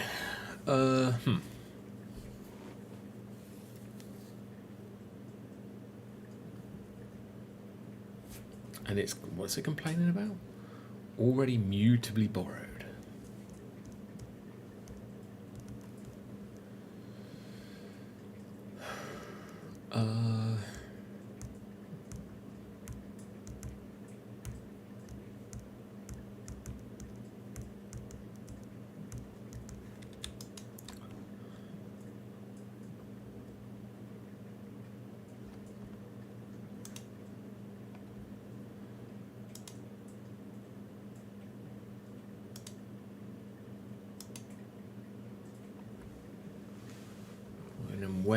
Why is it doing that? So with untracked is doing the borrow.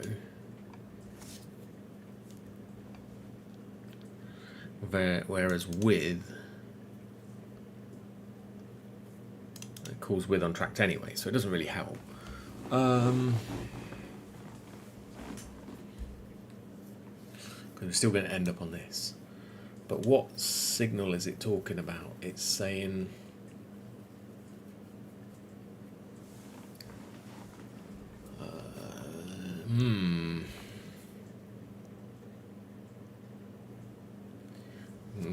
right.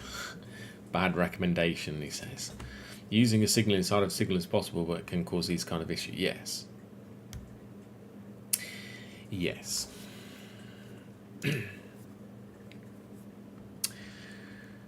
Right. So if we're not using this signal, because that didn't work, and previously we had an arc, we're going to have to go back and poke all those places where we changed it. So what do we want here? A mutex? A mutex? An arc with a mutex? Because this, I think that's where I was the other day, yesterday. Let me refresh my memory. Right? Oh, this is when we create a context. Yeah. Right, and now we're creating a context with a signal. And when I was using an arc mutex, I was getting deadlocks. Right, it was just death. You click new and the entire thing just deadlocked.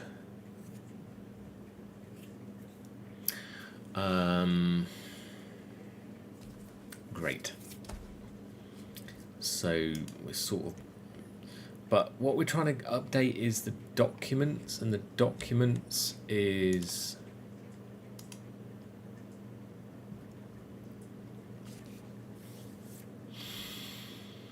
yeah,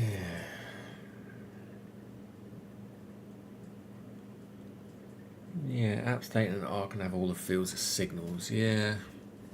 So a signal here, basically, on the documents. Okay, so we're going to revert this, some of this.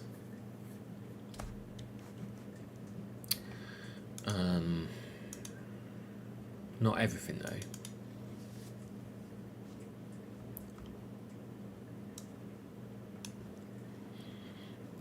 We're going to revert this.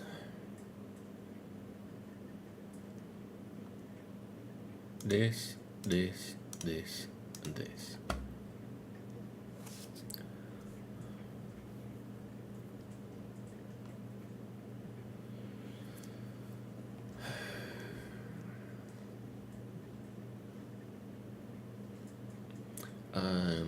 Yeah, we want to revert all of that. And this is all just indented stuff, right? So we want to revert all of this.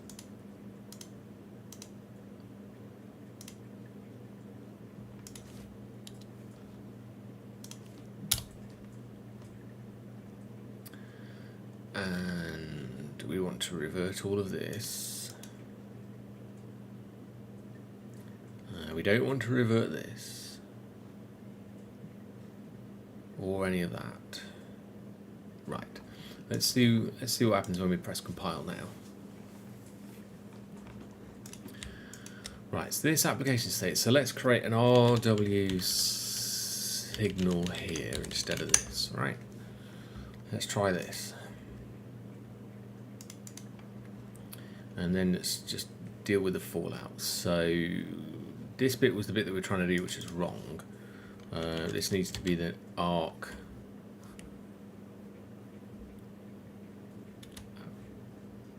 No.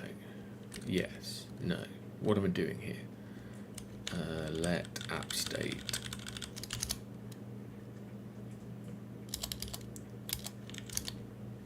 What's this? And then we don't do this update thing here.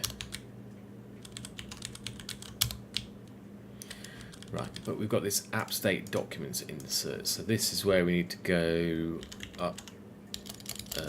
update.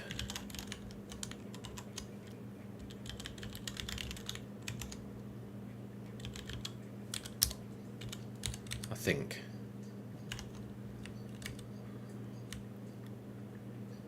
This needs to be mutable, and let's put this in a thing, and then we do an insert, and this, why is it going found default key?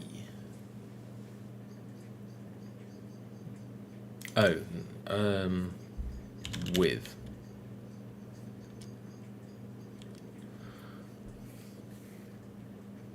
I suppose we don't need to subscribe in this particular case, right? Right. So now we've got a key and we can insert it. So we need to create an RW signal with the default. But I can't type, so we're just going to copy and paste instead.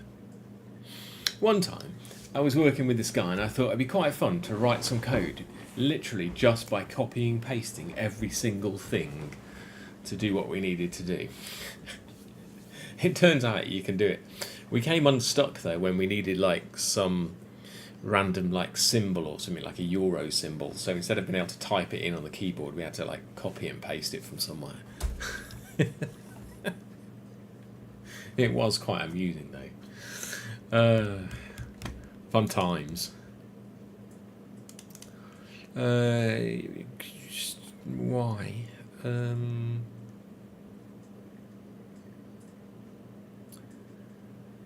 So with untracked gives you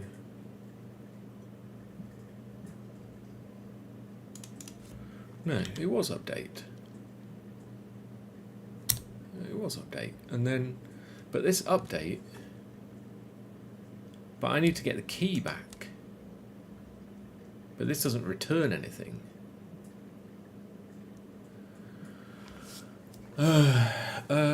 So this try update does give us something back.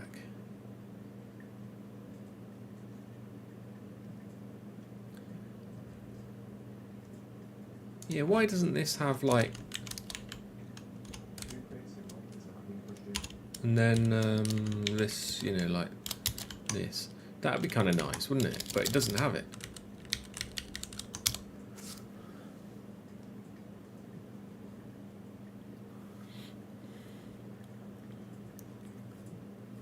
So yeah, because I need to update the document and then I need to return this value from here. So I suppose we have to do the try update, which gives us the O back, right? But why?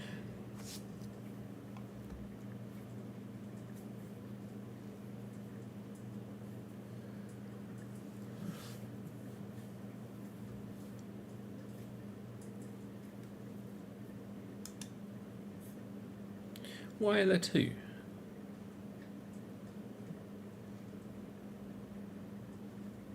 And this has got this if let sum. Why?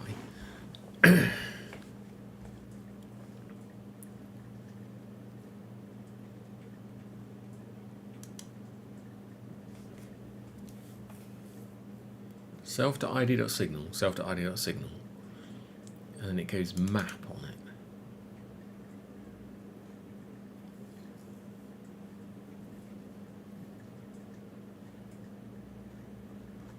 Like, it just seems weird. It's like, why?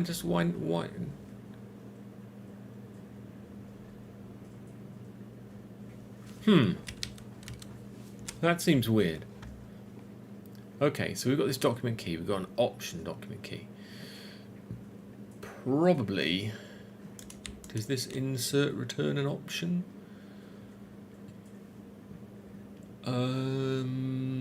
No. Where's the option coming from? The option is probably from this, because this is an optional O if it actually did something, maybe. But so we need to do an unwrap here, because we know that we've always got a signal, but I don't understand why it might fail, or when it, or what circumstances it might fail.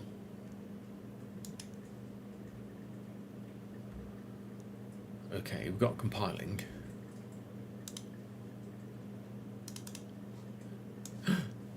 It works. Ta-da! I'm shocked. Shocked, I tell you, shocked. Document tab content.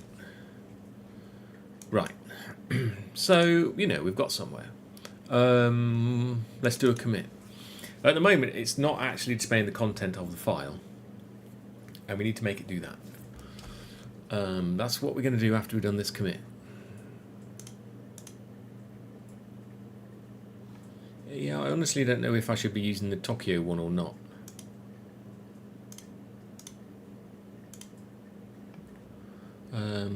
Let's go add example assets. I'm going to do this as a separate commit. Add RFD dependency using Tokyo, so that I can change just this thing later if I know if I've picked the wrong one. And then in here, what have we done? Okay, I suppose it's something like the main thing we did was this, right? Open files.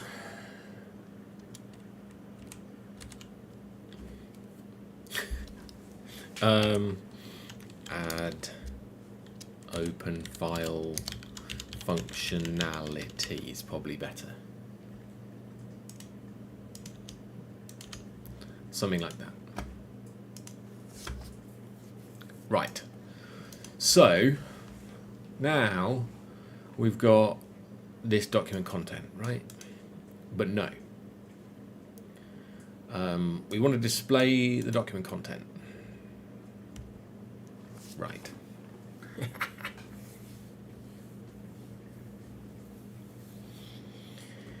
So we're in a DIN container, but we need a DIN container and a DIN container probably, because the document content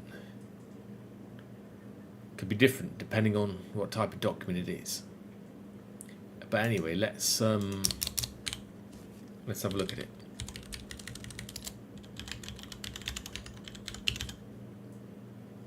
Wait, this is a document tab. Right. So the document tab has a key, which allows us to get the document. So let's try and use that key. So I suppose we're already in an app state. No, we've got an app state. Okay, so we can go app state dot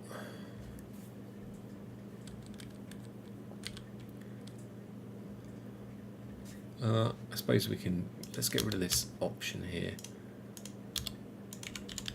and put the unwrap here. App state dot documents dot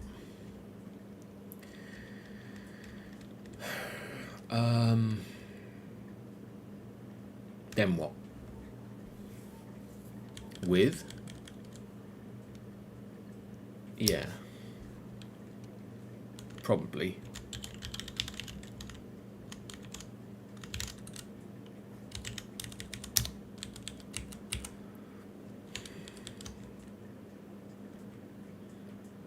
Does with return anything? Because we need to return something here. So with gives you the O back. It does, right.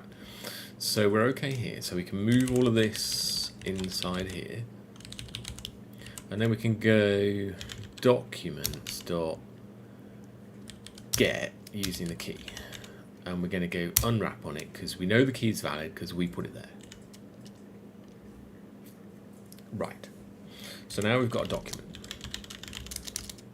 And now from that document, we can go match document. Right. And you see why now we need this other containery thing, right? So if it's a text document, because it feels like here we need this another done container, right? But honestly, I'm not sure. Because I've no idea sort of what... I don't know. I need a view of a document at some point. I feel like trying to create another DIN container in here might be the idea.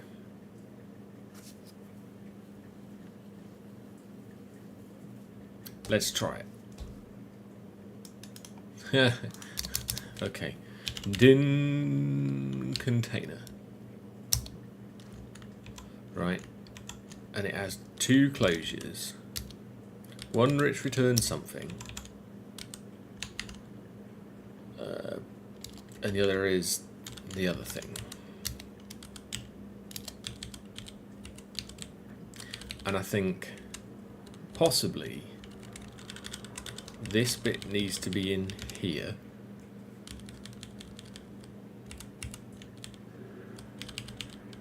And this bit needs to be in here. Maybe. But foo is the document.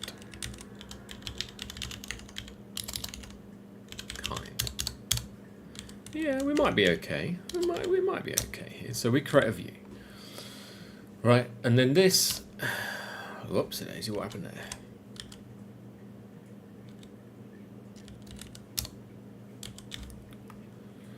And then we need different things in here. Let's just say text document here. And let's just see if it works before we get any further.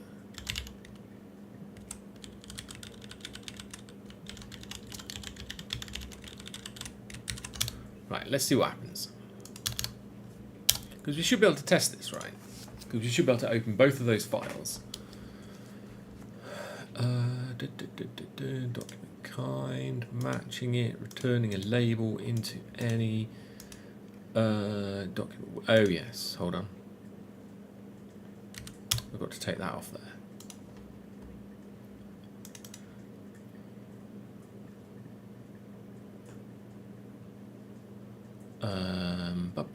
Oh right, and this DIN container needs to be into any as well.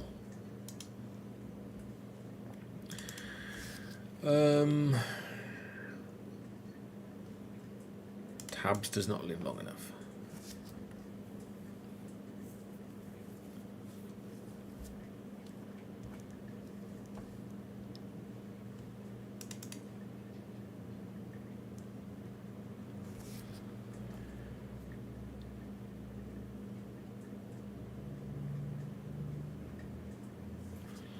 What do we need to pass in here? So we've got this documents. Perhaps take documents with. Should we be passing?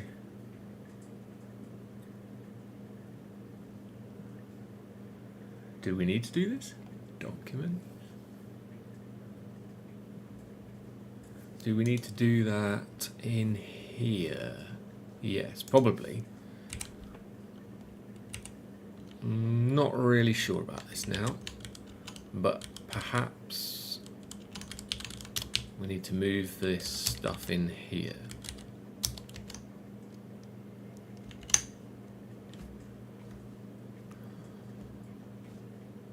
I think maybe. No, still failing.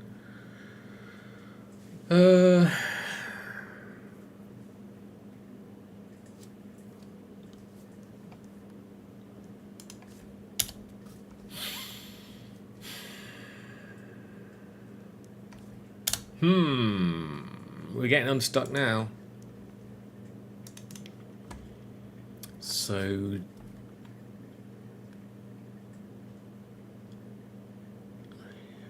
we're trying to get the document, but we can't get it because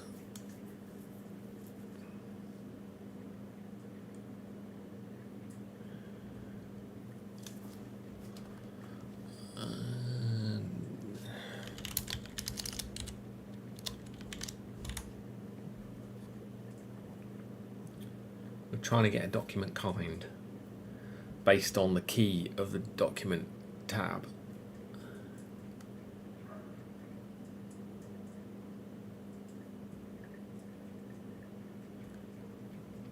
Should we be doing that here? Or should we just be returning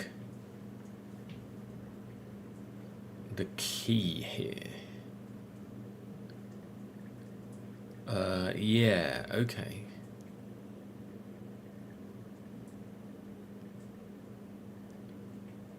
Let's cut that out here. Let's just go, let's return document tab document key instead. Document tab dot document key. And then we get the key, and then we've got this here. And then perhaps we move this bit into here.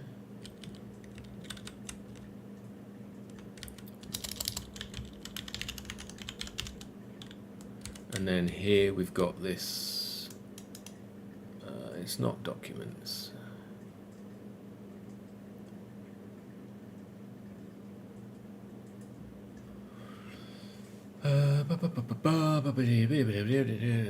This is supposed to be a document key here now. And then we use the document key.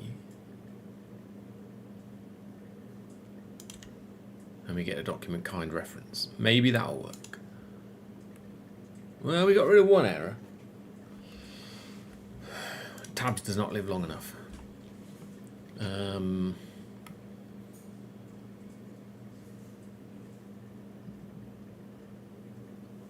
Why? Who's trying to do what with it?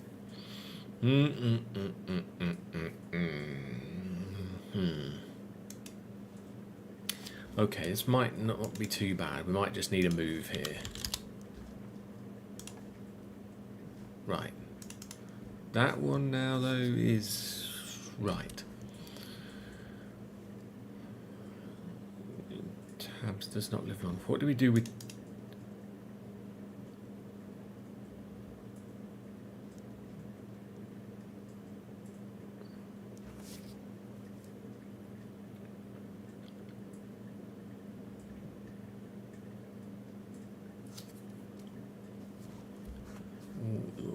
Dropped while still borrowed.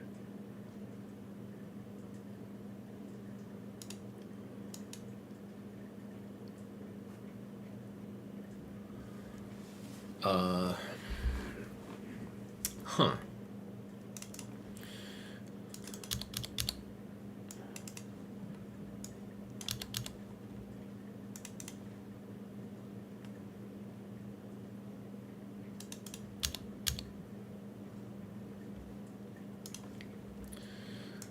So, why? So we got binding tabs declared here, fine.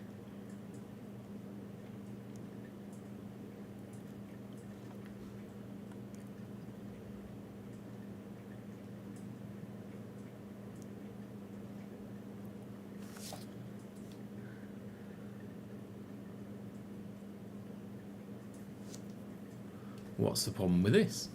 Is this a case of with as well? Because we don't really want to copy this slot map, do we? Let's try it. I'm not entirely sure.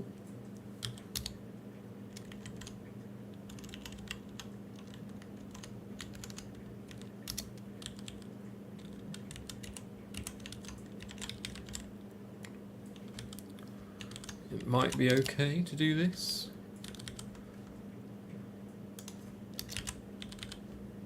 I might be misunderstanding what I'm supposed to do.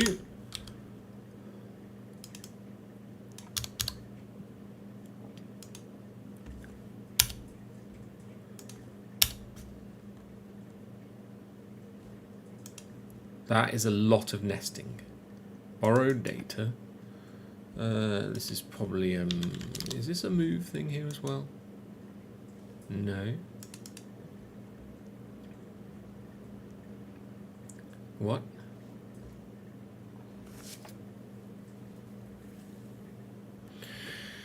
Binding app state declared here, yeah.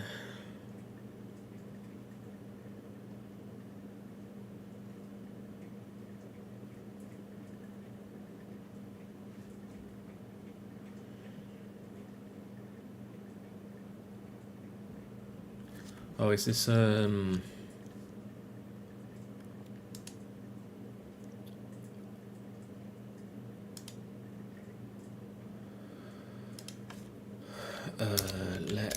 tabs is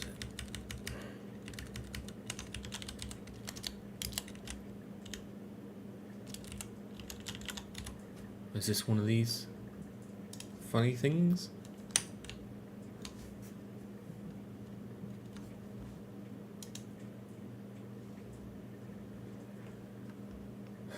Sort of.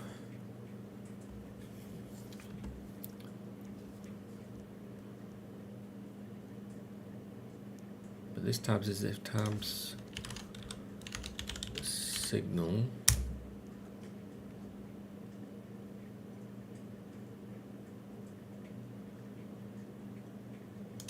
Was that right, removing that there?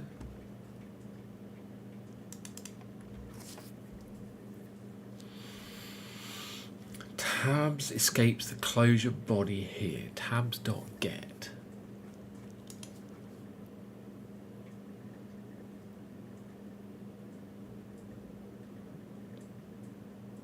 Where?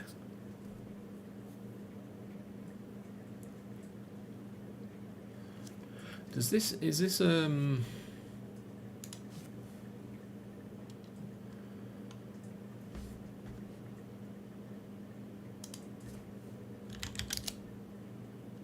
this one of these funny cases of this?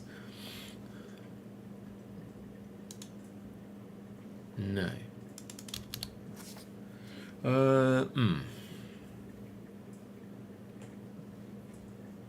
Tabs is a reference that is only valid in the closure body, right?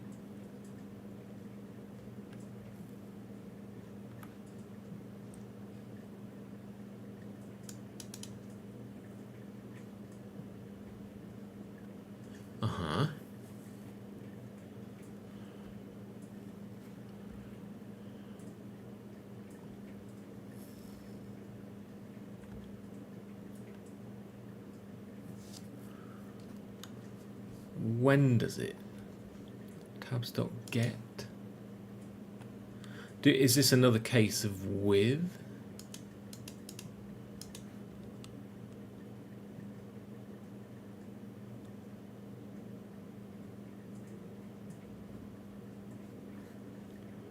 Should I be doing with here? No. What is this? This is a slot map. No, that's right.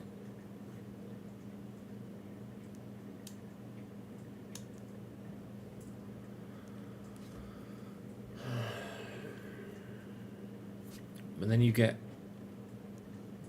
a tab kind.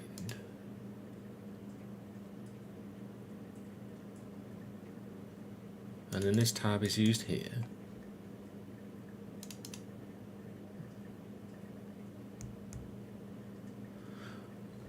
I don't know where it's escaping it. It's not clear. This message in Rust, tracking like where it escapes, I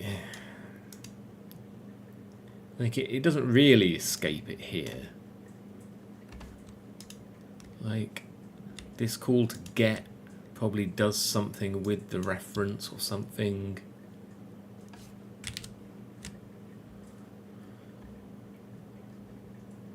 Oh, I hate these problems. Borrowed data escapes outside of closure. Reference is only valid in the closure body.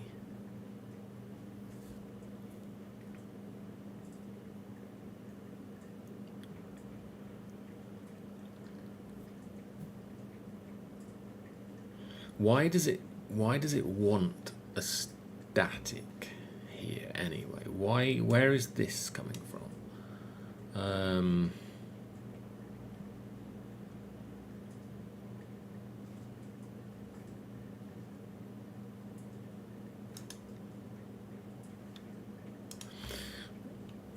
What if we just clone it here? I'm just morbid.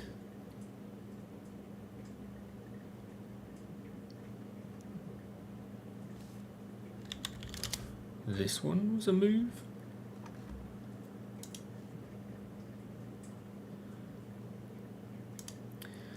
So we clone. What is the tab kind? Let's look. The tab kind is just an enum with a key in it, which is okay to clone. And then, yeah, I suppose that's not too hideous, but like fixing that error message by doing what I did.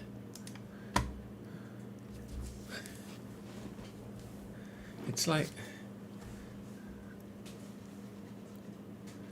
a suggestion of cloning the thing that you want instead of, you know, what to do about these error messages is so weird in Rust.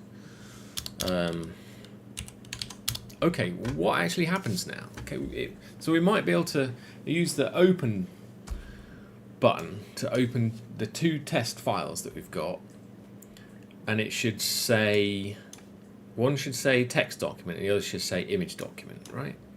Open, text file, open,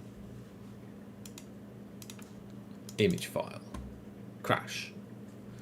Okay, well, is it just the opening the image file that causes it to crash?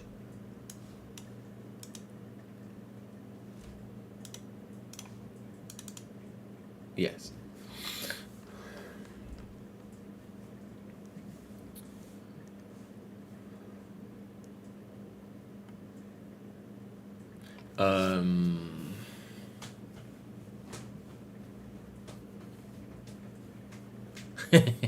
Yeah, that's because our open thing is not finished yet because we didn't look at the file extension. So let's just open. Yeah, what can we do? Yeah, I suppose we need to fix this, don't we?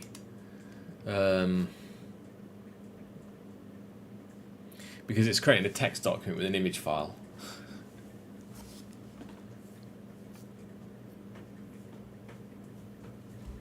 Yeah, it's not supposed to be doing that. We're not supposed to be doing that. We're supposed to be doing something else.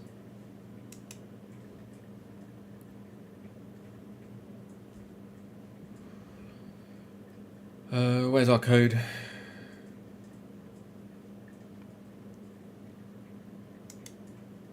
Not that.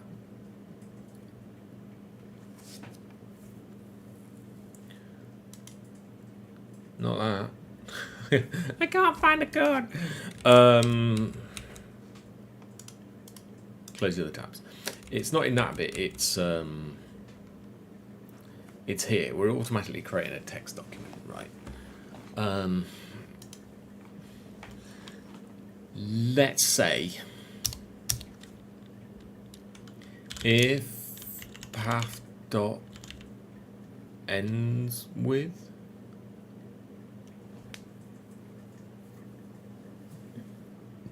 Can you get the extension from a... Oh, look, you can.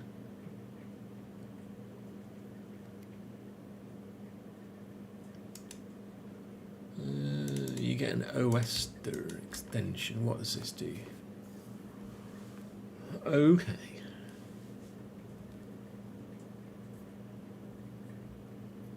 And why do you need to unwrap the... It's kind of weird, this OS string.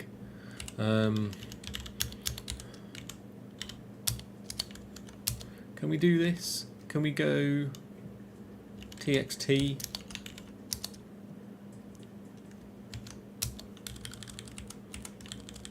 And then move this in here.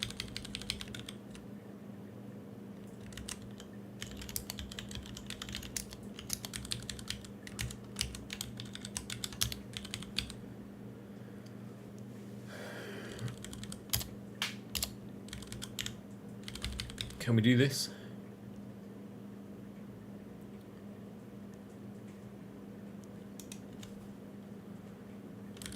To stir. Can we do this?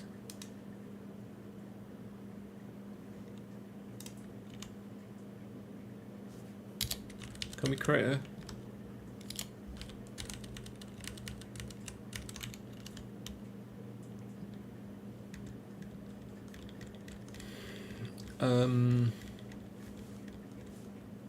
Well, I suppose we can go...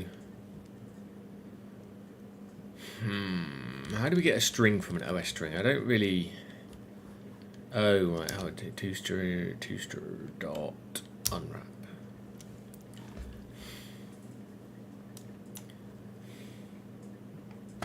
Madness.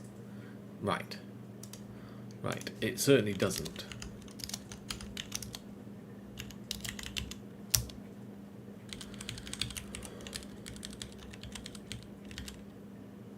Shall we say unreachable, in fact?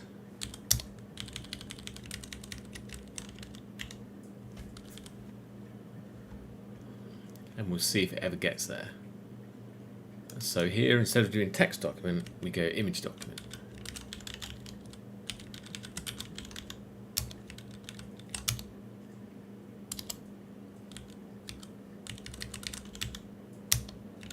Right. And we've got image document here. Right. We haven't built this new method on image document, so we're going to need to do that. Here's the new one for this. We haven't really sort of done anything with the image content yet, so let's just ignore that for now. Let's just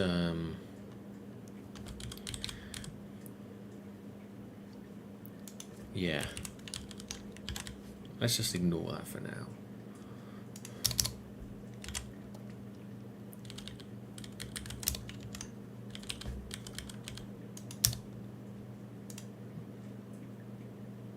Oh,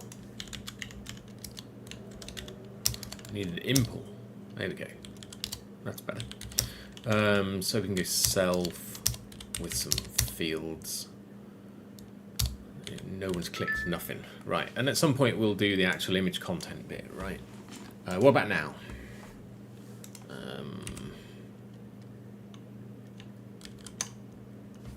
I think we've got those accidentally added.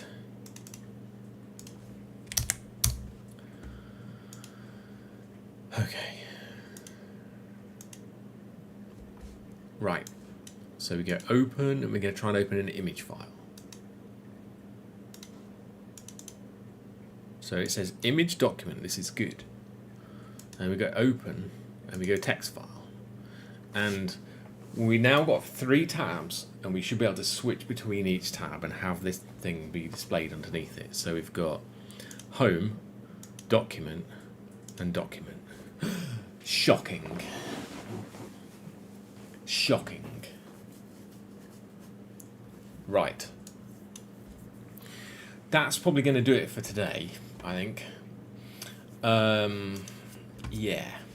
That's probably going to do it for today.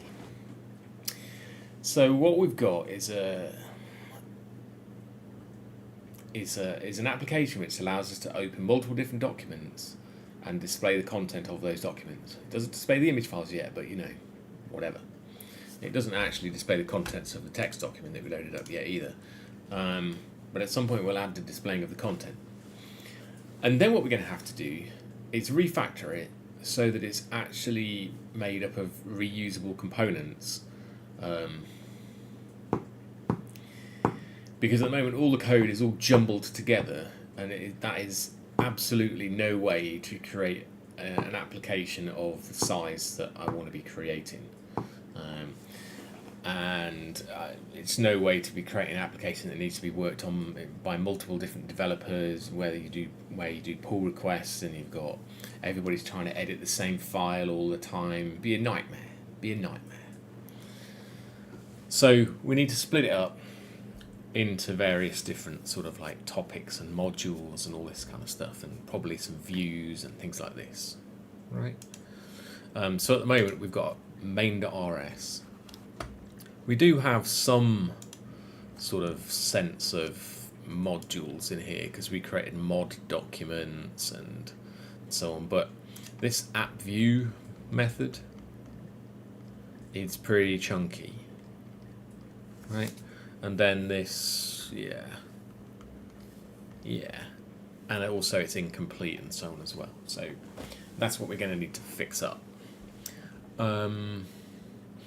So I think I'll add in the code that lets us open up images and display the content of the image and the text file as the next point to do. But before I go on the refactoring thing, we also need to add the other requirements that we've got. The other requirements that we've got, if we just go back to that,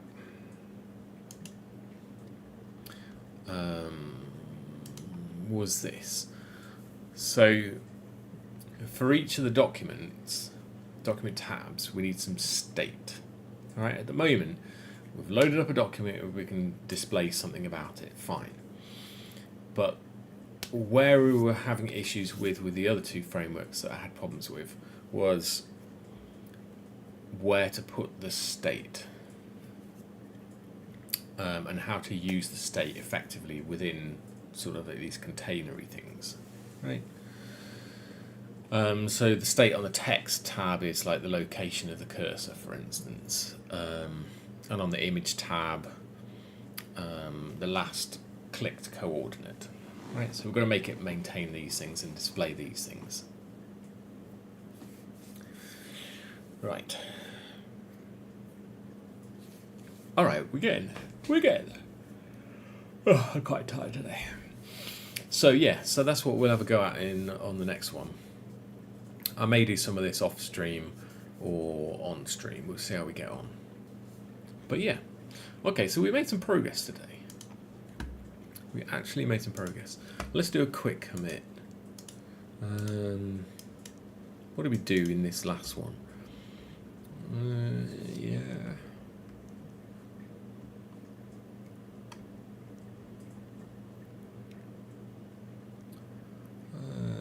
Display. So I suppose we're like display different content for different display appropriate, probably.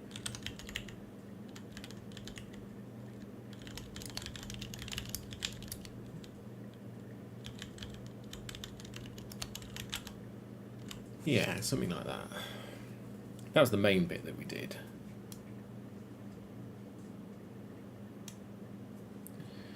So we display some appropriate content, right?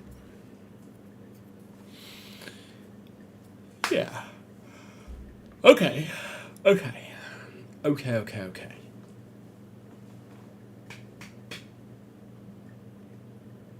Yeah, cool. All right, I'm going to push that code up as well before we get somewhere. So git push, no, not origin, Hydra tab document UI. All right, the code's up there. If anyone else wants to follow along, let me paste in the link to what we're working on, which is this one. This branch commits. Yeah. Paste that in the chat for anyone else following along. Yeah. Okay, so just remember, folks, it's only software. How hard can it be? We'll find out on the next one. See ya.